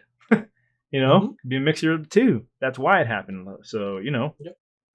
What do Uh, they say in the movie? It's like, oh, the guy's like, oh yeah, man. I was talking to the chick at Dairy Queen. You know, we were gonna go out, and the guy's like, you know what? That fat chick at Dairy Queen, your mom, they're all fucking dead, bro. The world is over. Like we're fucked. That's a realization that that probably hits harder than most any idea I've ever heard of in any story or horror movie. yeah, and that opening scene where you were talking about the little girl with the half destroyed face coming after her dad. Yeah, that That- wasn't even them. That was the neighbor's kid. Oh, neighbor's kid. That got me. It hits hard. It starts with that, and then, like you said, the husband just comes, you know, charging at his wife, and you can tell that he's gone. Like just this look of rage and hunger on his face. And basically, that chick getting thrown to the bathroom door, that was you when you were a kid, remember? When you went to the Yeah, she bathroom. runs through the door, slams into the bathroom wall, climbs out the fucking window. She's driving away barefoot with blood all over her in her fucking driveway, looking at her rearview mirror, hearing her husband running down the street trying to fucking chase her, and sees him get distracted, run across to like the neighbor's yard or somebody who was out there and start eating somebody else. Like that. Yeah. There's no imagination, possible to fathom what that feeling would be like.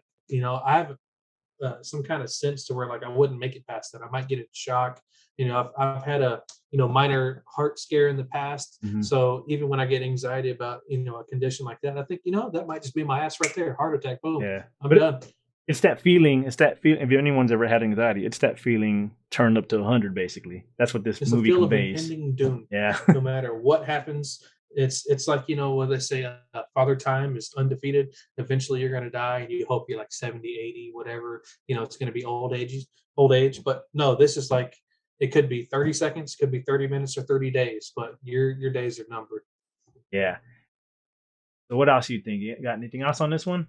I mean, other than going through specific scenes, man, that's just pretty much what it was. Just the brutality, the speed of the zombies. I mean, it's a nonstop action film. Like when they're building the bus, cutting the holes in the sides of the bus where they can stick chainsaws and shit out.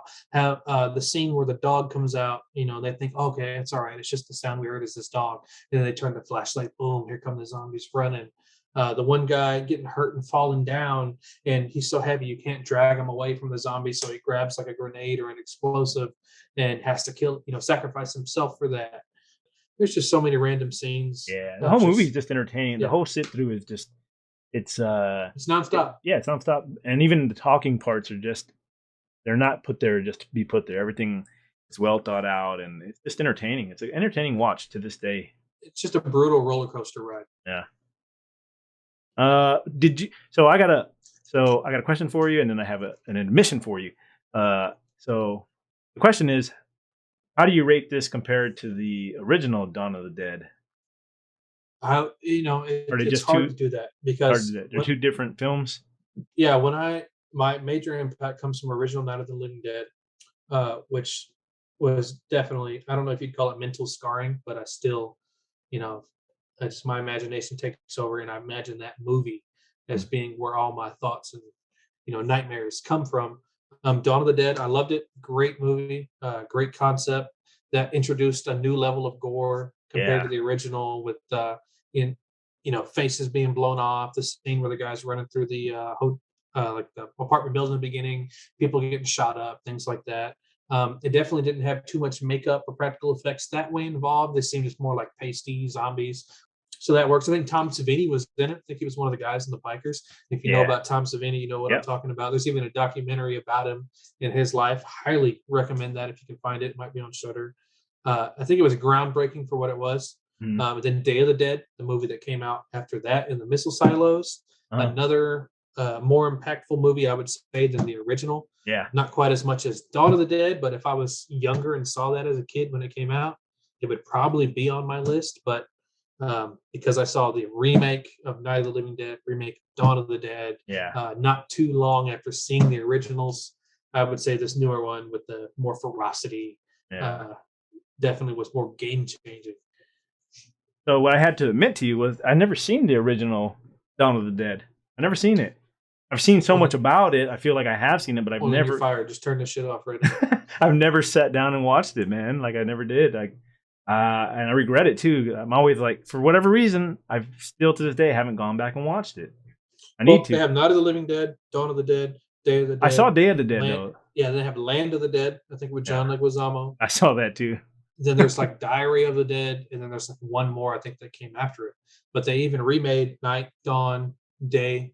They even have like a Day of the Dead 2 Contagium, and I imagine they're gonna finish the rest of them. But it's that anthology in general, definitely worth a watch. Every single one of those. But if you haven't seen the original, I would take it with a grain of salt to kind of understand what you're getting into Yeah. after seeing all these new ferocious movies, but kind of just like shut yourself off and think of what it was like back then. Yeah, that's to the be one watching thing that too. movie. One of my buddies or viewers or whatever, one of the guys who's been on this podcast before, he always said it's like it's crazy. Like if you can experience something during the time when it's meant to be experienced, then go ahead and do it because you'll never get that experience again. Like we'll never be able to see the original Dawn of the Dead, what it felt like when it first came out. You know, we have to force ourselves, if you can, to turn everything off, like you said, know what you're getting into, and take it for what it is. But yeah, that's why nowadays I try not to miss out on stuff if I can. Oh, I used to have the old Bub, the zombie named Bub from the original Day of the Dead. I used to have the mask. That's another one of mine that got Damn, ruined. that one melted, huh? Yep. All right, so that was Dawn of the Dead. I kind of cheated on that one. That was one of my picks, and then I heard that you were going to pick it, and I was like, yeah. Now he can talk for one of the movies I wanted to pick. My next movie is The Ring. And the reason it's The Ring is, yeah, everyone knows what it is now, but when it first came out, it had a big impact because, I mean, I had seen some Japanese horror before, but if you weren't used to the imagery, it really, so like people that aren't like real horror buffs or like watch a lot of horror movies, it opened up, even though it was a remake of the original Japanese Ringu movie. It brought this whole new look and style and into the cinema, I felt. So I like the whole urban legend aspect of it, the whole 7-day time limit. All that was creepy to me, especially when I saw it. It was just new to me. I didn't see very many movies. I mean, I saw movies that were dealing with curses, but it wasn't so much like time limit. It was just kind of like you gradually see that you're turning into something over the next few days, but it wasn't like you're just gonna die. You're just in 7 days. You're just gonna die. We're not gonna tell you how, but you're dead. That got me right. And the whole whispering into the phone. It might seem corny nowadays, but back then you never seen anything like that. And I like the way the movie progresses through these disturbing videotapes. Right. So every time she finds a tape, he starts to piece together like what's going on or what this curse is about, how it started. That was really impactful for me because you go into these black and white, VHS tapes that you have no idea who recorded it or if it's like even the tapes from Supernatural. So that was really cool to me, the way they tied that into the movie. And then just the curse itself, like there's a scene. Well, of course, the whole scene. The whole thing is like when a curse catches up to you, it disfigures the fuck out of your face. So I remember people really screaming when they first saw that face because again, nobody was used to that type of stuff. If you're not a regular horror film watcher, Yeah, it's like whatever you experienced literally like scared you so much to where like you died of fright, like your heart stopped. Yeah, due to fear, not And like stabbed or drowned or whatever. So they were literally scared to death of it. So I like that part of it, the face being contorted, and then just the way you get cursed. Like when you're cursed, that's it. You're cursed. You're fucked. So it was already bad enough when it was happening to these adults and these teenagers, but there's a scene in there where he wakes up and her kid was like, he couldn't sleep, so he went to go put in a tape thinking it was going to be like some kind of cartoon, and her son ends up watching this tape, the main actress, or main character, and just as a parent, like seeing, if you would know that was the case and you saw that happen to your kid stuff. So I was like, man, that would be the worst feeling in the world. Like your kid's done at that point. You know what I'm saying? Like that really got to me. And then of course I already mentioned the face contorting, but the whole final scene where, it's building up to this girl coming out of this well, this figure coming out of this well, and it finally gets out of the well and crossed through the TV screen. And this is before VR. We had like stereoscopic, but even this, this film wasn't, when I watched it, wasn't in stereoscopic, it wasn't 3D, right, where you put the glasses on. It just felt so real. I remember watching it with like an ex-girlfriend and her cousin, and they were both hugging on to me like a couple of bitches, right? They were like scared out of their mind, and the whole crowd was like scared. It felt like a roller coaster because they were just screaming like we were about to go over the bend, and I was scared. But the crowd's reaction scared the fuck out of me. Like I was like, "Fuck!" I've never been around as many people at one time being scared. It's not just you; it's somebody else that lends more of a realistic value to it. Yeah, it's like mass hysteria at that point, right? It was just contagious. I was like, really started getting scared.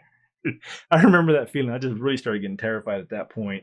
It felt like it was going to come out of the movie screen towards us at that point, right? So that really stuck with me. That everything I just named, all that really just stuck with me over the years, right? So that it was just really impactful in that way. What did you think about The Ring?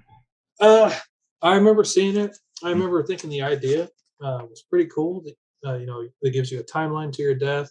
The phone call thing kind of made me think of Scream right away, where like the answer is like, "What's your favorite scary movie?"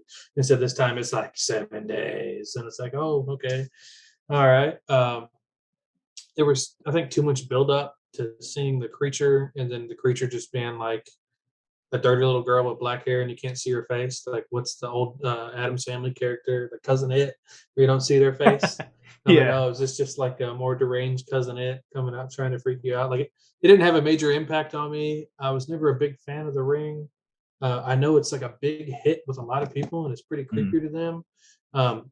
But something that hits home, like you're talking about, like an old phone, you answer, you're at home 7 days, no matter where you are. You could be at home, lock your doors, do whatever. It seems like this is it. It's coming for you. Like, you can't do anything. You can be in your most vulnerable state, which you refer to as your safest place, being home, surrounded. Hell, your parents could be downstairs. It don't matter. Like 7 days, this Mhm. is it. But it just didn't really, I don't know, scare me. I mean, when I think of more movies like that had an impact of you being in your so-called safe space, the Poltergeist, that being at home, Yeah. there was so much shit that went on with the Poltergeist that was more in your face, upfront, loud, traumatic. Mhm. Um, what's more of a shit? I just thought of it a minute ago. More of a recent one, The Conjuring. The idea of the stories being told and presented at home, possessions, things flying across the room. Like, to me, being scared for a long continual basis instead of just a buildup of, I'm totally fine, everything's cool, I can go live my best life for 7 days Mm. and then I die. The other movies, I think, had a bigger Got impact you. on me than I The Ring. I actually felt the suspense. It was kind of like the thing you don't see is scarier than the thing you finally, you're gonna see. So it was just the build up to me. Just for me, it felt like it was building up to an overwhelming feeling of dread and despair, and just the feeling it gave you, like no matter what you do, you can't win. That's what it felt like. Or you can become this Yeah, terrible person and pass the curse on. If you make somebody else watch the videotape, then you're gonna, you can pass the curse on, but you're gonna feel real terrible for the rest of your life. So yeah, that's what the build up, that's what I got out of it. yeah, I thought it was all right. Again, I think it's one of those instances where I was so much older when I Mm. saw it. It didn't have the same impact. Again, I'd been so scarred by so many traumatic, just gore, in your face, scary stuff, to where I just didn't appreciate the plot and everything behind Yeah, it. you I didn't should see it. probably You didn't see it in theaters. no, I got it on DVD and ended up watching it at home. But Mm. whenever it came out, like, it's one of the things I saw pretty quickly when it came to the Oh, as soon as it came to VHS or whatever. yeah, You know and why I think I got into? I think why the reason I wasn't as scarred as you by that time is because when I was a kid, I was more forced to watch the scary movies. I liked them, but it was 50-50 for me. It's kind of like more often than not, I'm being forced by an older brother or older cousin to come watch these films, right? So I didn't watch them; just wasn't my go-to. But then I think I started getting more into horror movies as I got into like maybe 19, but my 20s basically. That's when I got into it later, way later than you did. yeah, I was thrown into shit that no kid should usually watch on a daily basis. But then again, I think it kind of prepped me for shit down the line. Like, I'm not as offended by lots of things I see or hear and all that. I was kind of put through a lot of traumatic stuff. It turned out totally okay. Like, unless you hear about me on the news being some kind of serial killer or whatever, I think I'll be all right. You'll make it out. Yeah, I think I'm gonna be okay. All right, all right. All right, so that was The Ring. Like I said, I mean, I had so many. We'll talk about honorable mentions after. I'm just trying to, I'm not trying to pick the most scary movie or the overall best plot. I'm picking more films that when I watched them, they just felt really impactful to me and left like a lasting impression. And Yeah, also, everything you mentioned, dude. That's the nail on the head. Like the impact it had on you. That's totally legit. all right, so let's go on to your final one. This is gonna be the final one, guys. Okay, I'll try not to go on too long. And I saw this one when it came out. I think it was on Netflix. So probably a few months after it hit theaters. I had never heard about it until I saw it on Netflix, and I want to say it came out after 2010, maybe 6 or 7 years ago, if even that long. And it's called As Above, So Below. Here we go. And what was really making me think about this was you were going through your movie The Descent and the spelunking. Now, however, they weren't spelunking in this movie. The premise or the main plot of it, or this main setting, was people in the catacombs below. I think it was maybe below Paris, like, which is a real deal. Like, people fucking disappear down there. You're talking about. It's referred to as like the world's largest grave. It contains the remains of, like, I think over 6 million corpses. It's kind of got a play into Dante's Inferno, where it's like the 9 circles of hell or something like that. So Yeah. this chick basically, her father was doing research, looking. Can't remember what it's called. They're looking for like Flamel's tomb or something to get some kind of. I think it's some kind of stone that can help, like, provide immortality or heal people or something like that.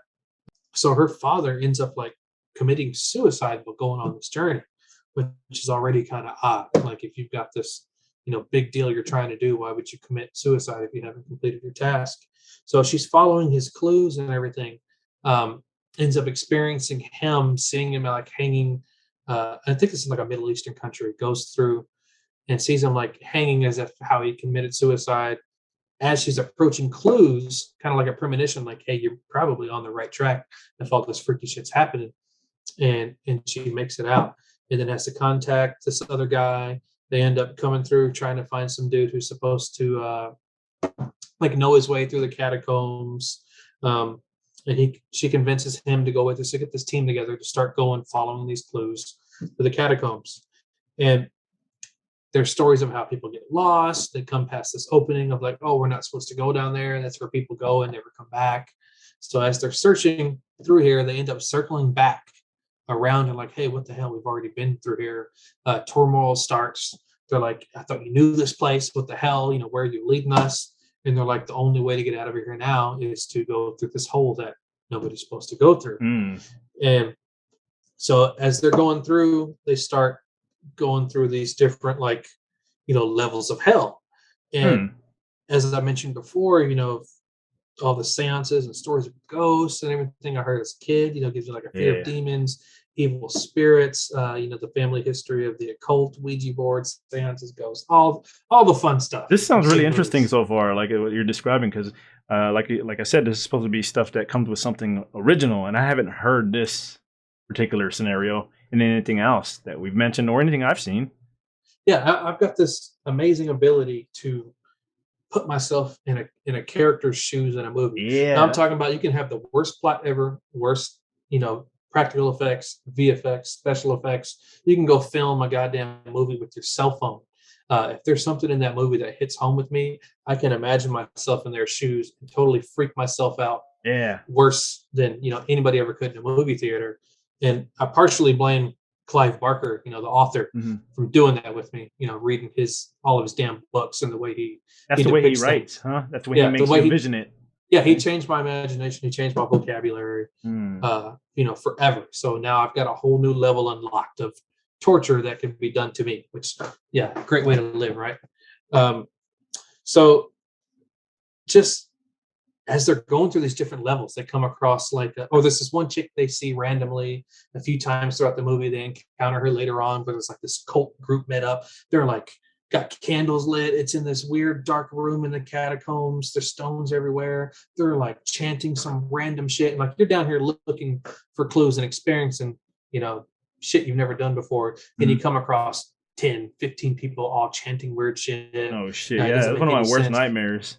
Yeah, you're like, well, let's just keep going. So what else are you going to experience? Yeah. They come across different scenes of like, the main character's name is Scarlett. The night her dad committed suicide, she got a phone call.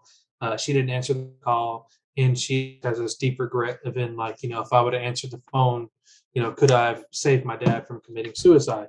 There's another guy who's hears like a piano playing with the same tune that he used to play with his little brother before his little brother died. He drowned.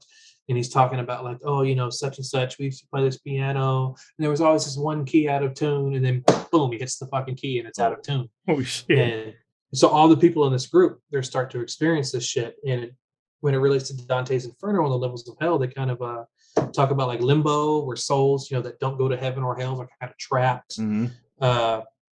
And this seems to be kind of like what they're coming across here, because one of the guys that the guide had talked about, this guy knew everything. He could show you where to go anywhere. And all of a sudden he came up missing. Like the one guy who knew the place is the one who went missing. And then guess what? They fucking find the guy. He's got like dark eyes. He's all fucking weirded out. He barely speaks as they're walking around corners. They'll be like, oh, he went this way. Then you turn the corner and all of a sudden now he's like 50 yards in front of you. And you're like, how the fuck did you get over there? Like, what's going on? Like, he's just disappearing around corners and you're trying to keep up. So this guy is supposed to be your saver, and you're trying to figure out your way out of there. And this is another found footage film. I should have mentioned that earlier. Oh, for real? It is? Okay. Found footage. So the impact of Blair Witch had, and there's Paranormal Activity, like you imagined or mentioned. There's another one. I think Quarantine's a good found footage movie. Yeah.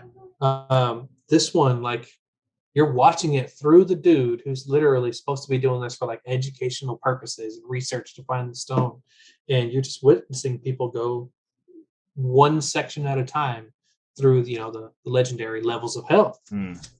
I mean, the fear of walls collapsing on you, running out of water, hurting yourself and not being carried out.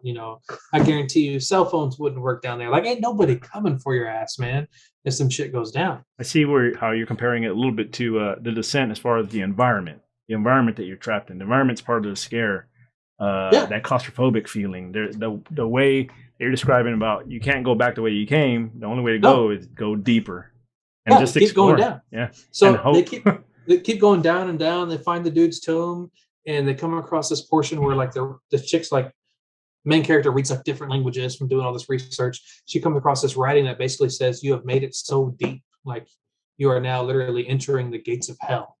Like the dude's tomb you're looking for is supposed to be halfway between like heaven and hell. So however far that down is through the crust of the earth, like that is your midway point to where you now meet the literal gates of hell and you are crossing over. And now the only way to get out is to keep going down further in hell. Like you are now jumping through the fiery flames to survive instead of running away from it. And I can't imagine the kind of shock value that would have on somebody who's trying to survive. And they end up just reaching different points throughout it. And the part at the end, like you kind of catch on as you're watching, if you paid attention to little stories I've mentioned in the beginning, is like you read, I can't remember the name of the level of hell. I'm sure Dante's Inferno would tell you, but you hit a part to where like you have so many regrets in life.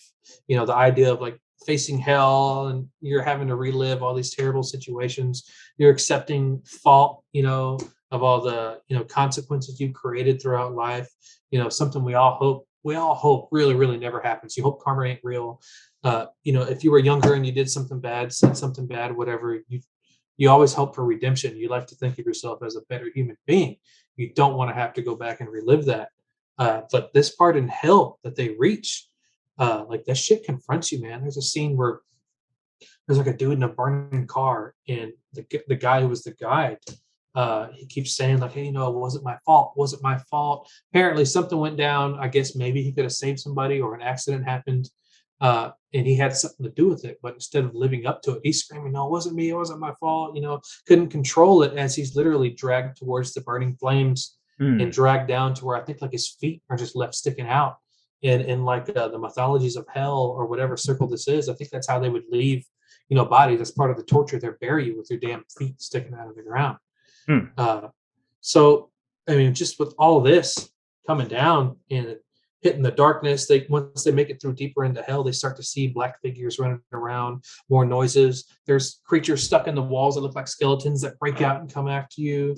Like all your worst nightmares, all your worst fears, your regrets, everything you have to fight through just to try to live, going through the circles of hell and then hitting this, the mythical gates of hell and even going deeper and deeper just to get out. Like, imagine drowning or falling in quicksand or whatever, and somebody tells you, no, you have to go down. Don't come up.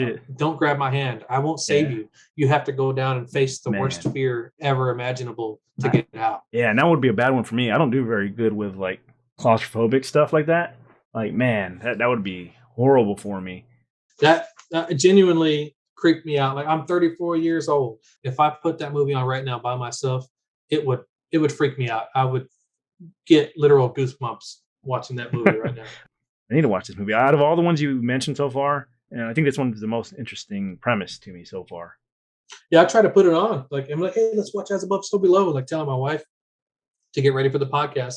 She's like, fuck no, I'm not watching that movie. And I'm like, well, like, there's nothing real gory in it. There's not real, visual crazy stuff in it. It's like, the baby is just going to play her tablet. We can put it on. She's like, no, you can't have her watch that shit. No, we're not doing that. She's like, we can't watch that right now. Hey, we had to, when I was in the 80s, I had to watch all that shit. Yeah. My dad, my brother, or my cousins. Yeah, Somebody. I put on Night of the Living Dead for my daughter. We watched Abbott and Costello Meet Frankenstein, Monster Squad. She always asks about keep wanting to watch these movies. Like the new Fear Street came on, the third movie. She sees it last night at like 2 a.m. on Netflix. Oh, let's watch it. Let's watch it. All excited. So either I've created a monster or she's really okay with it. Yeah. Let's see what the comments say here. So to me, it sounded interesting as hell. Nubian Gamer Girl says, I'm disappointed in you for this selection, Rhino. I guess she wasn't a fan. Oh, no. I guess she wasn't a fan. Guess not. And then Dirty Furby says, dude, that movie was actually fucking dope. Okay, so we have some detractors and we have some people on board with you. Well, let me go back and just make this point real quick. So as they're underground, I have a fear of things that are common. I'm not scared of a ghost coming out to rip me up. I'm not scared of fucking Dracula coming to bite my neck. I'm scared of realistic shit due to my imagination. So As Above, So Below, the fear of things collapsing on them, the stories from being a kid and hearing about all kinds of fucked up shit, dealing with devils and demons and all that. Now, as I say that, I know it's not real, but just that personally kind of hit home for me.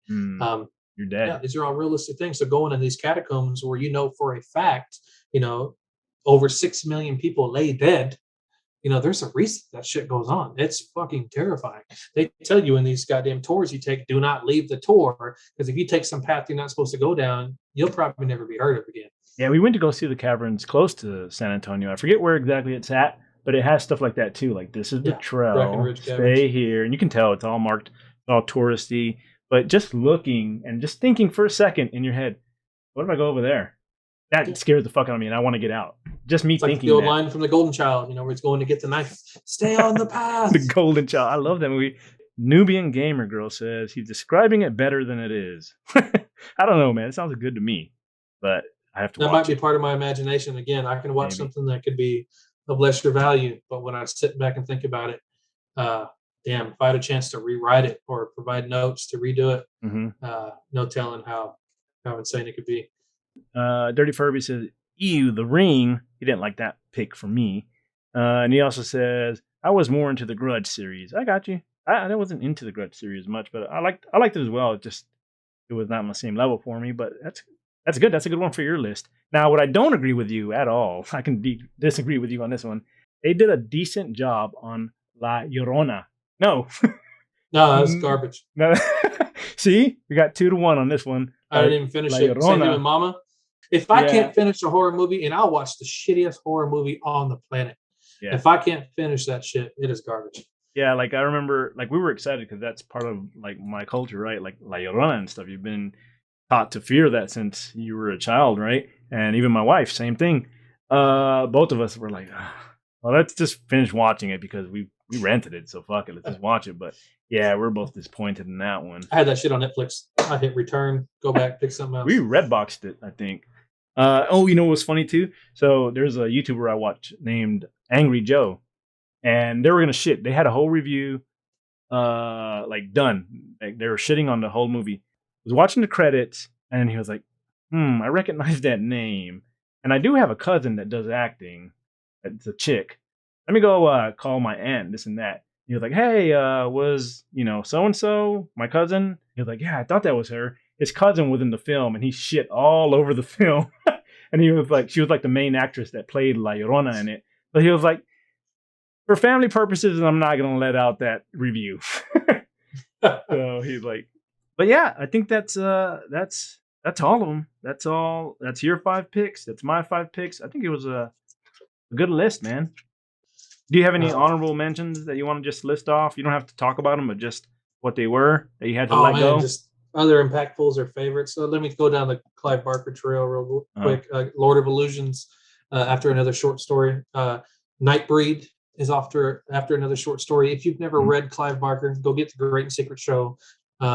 You will experience horror in no way like you've ever experienced in your life. House of a Thousand Corpses. Halloween 6, I saw in theaters as a kid. Killer Clowns from Outer Space. I just had my 4-year-old watch that yesterday.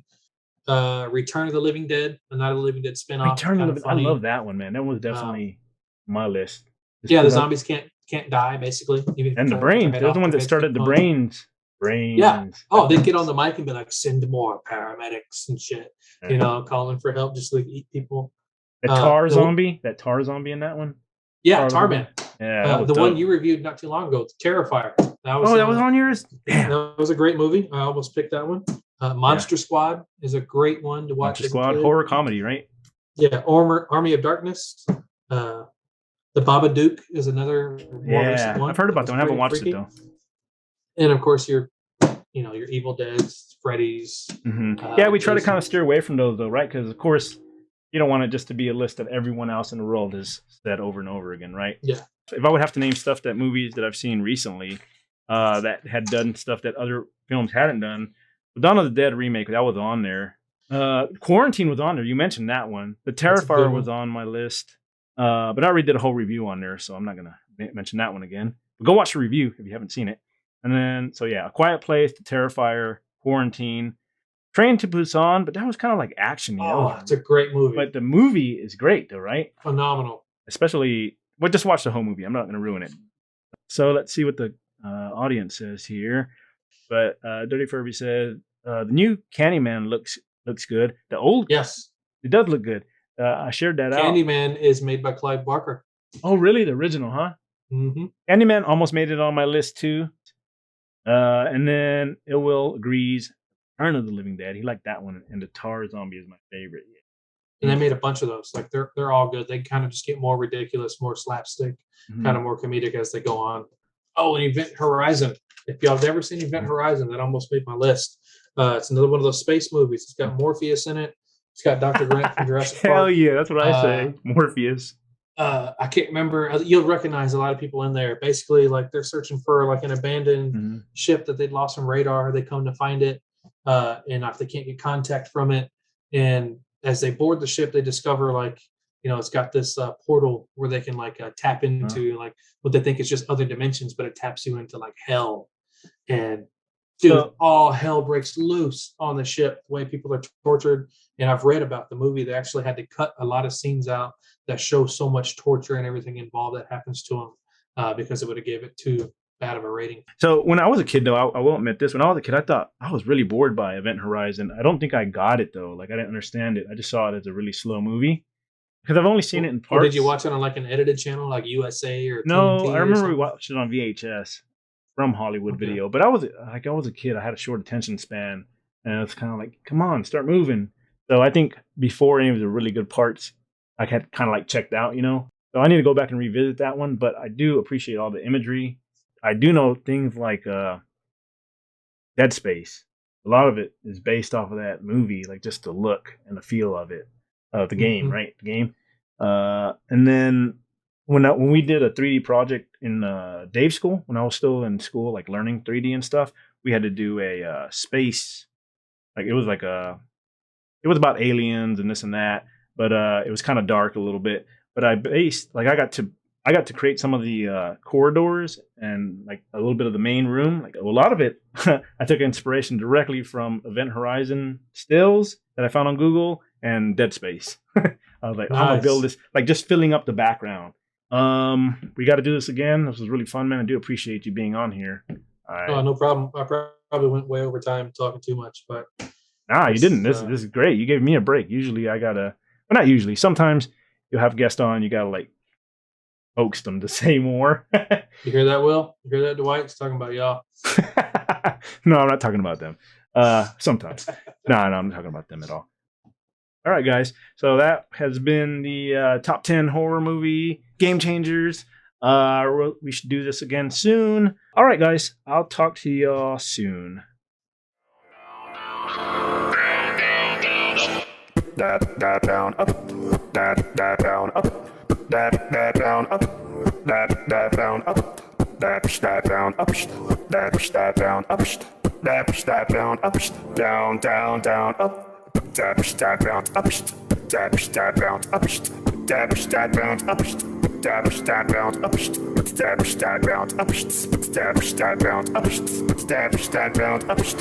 down, down, up.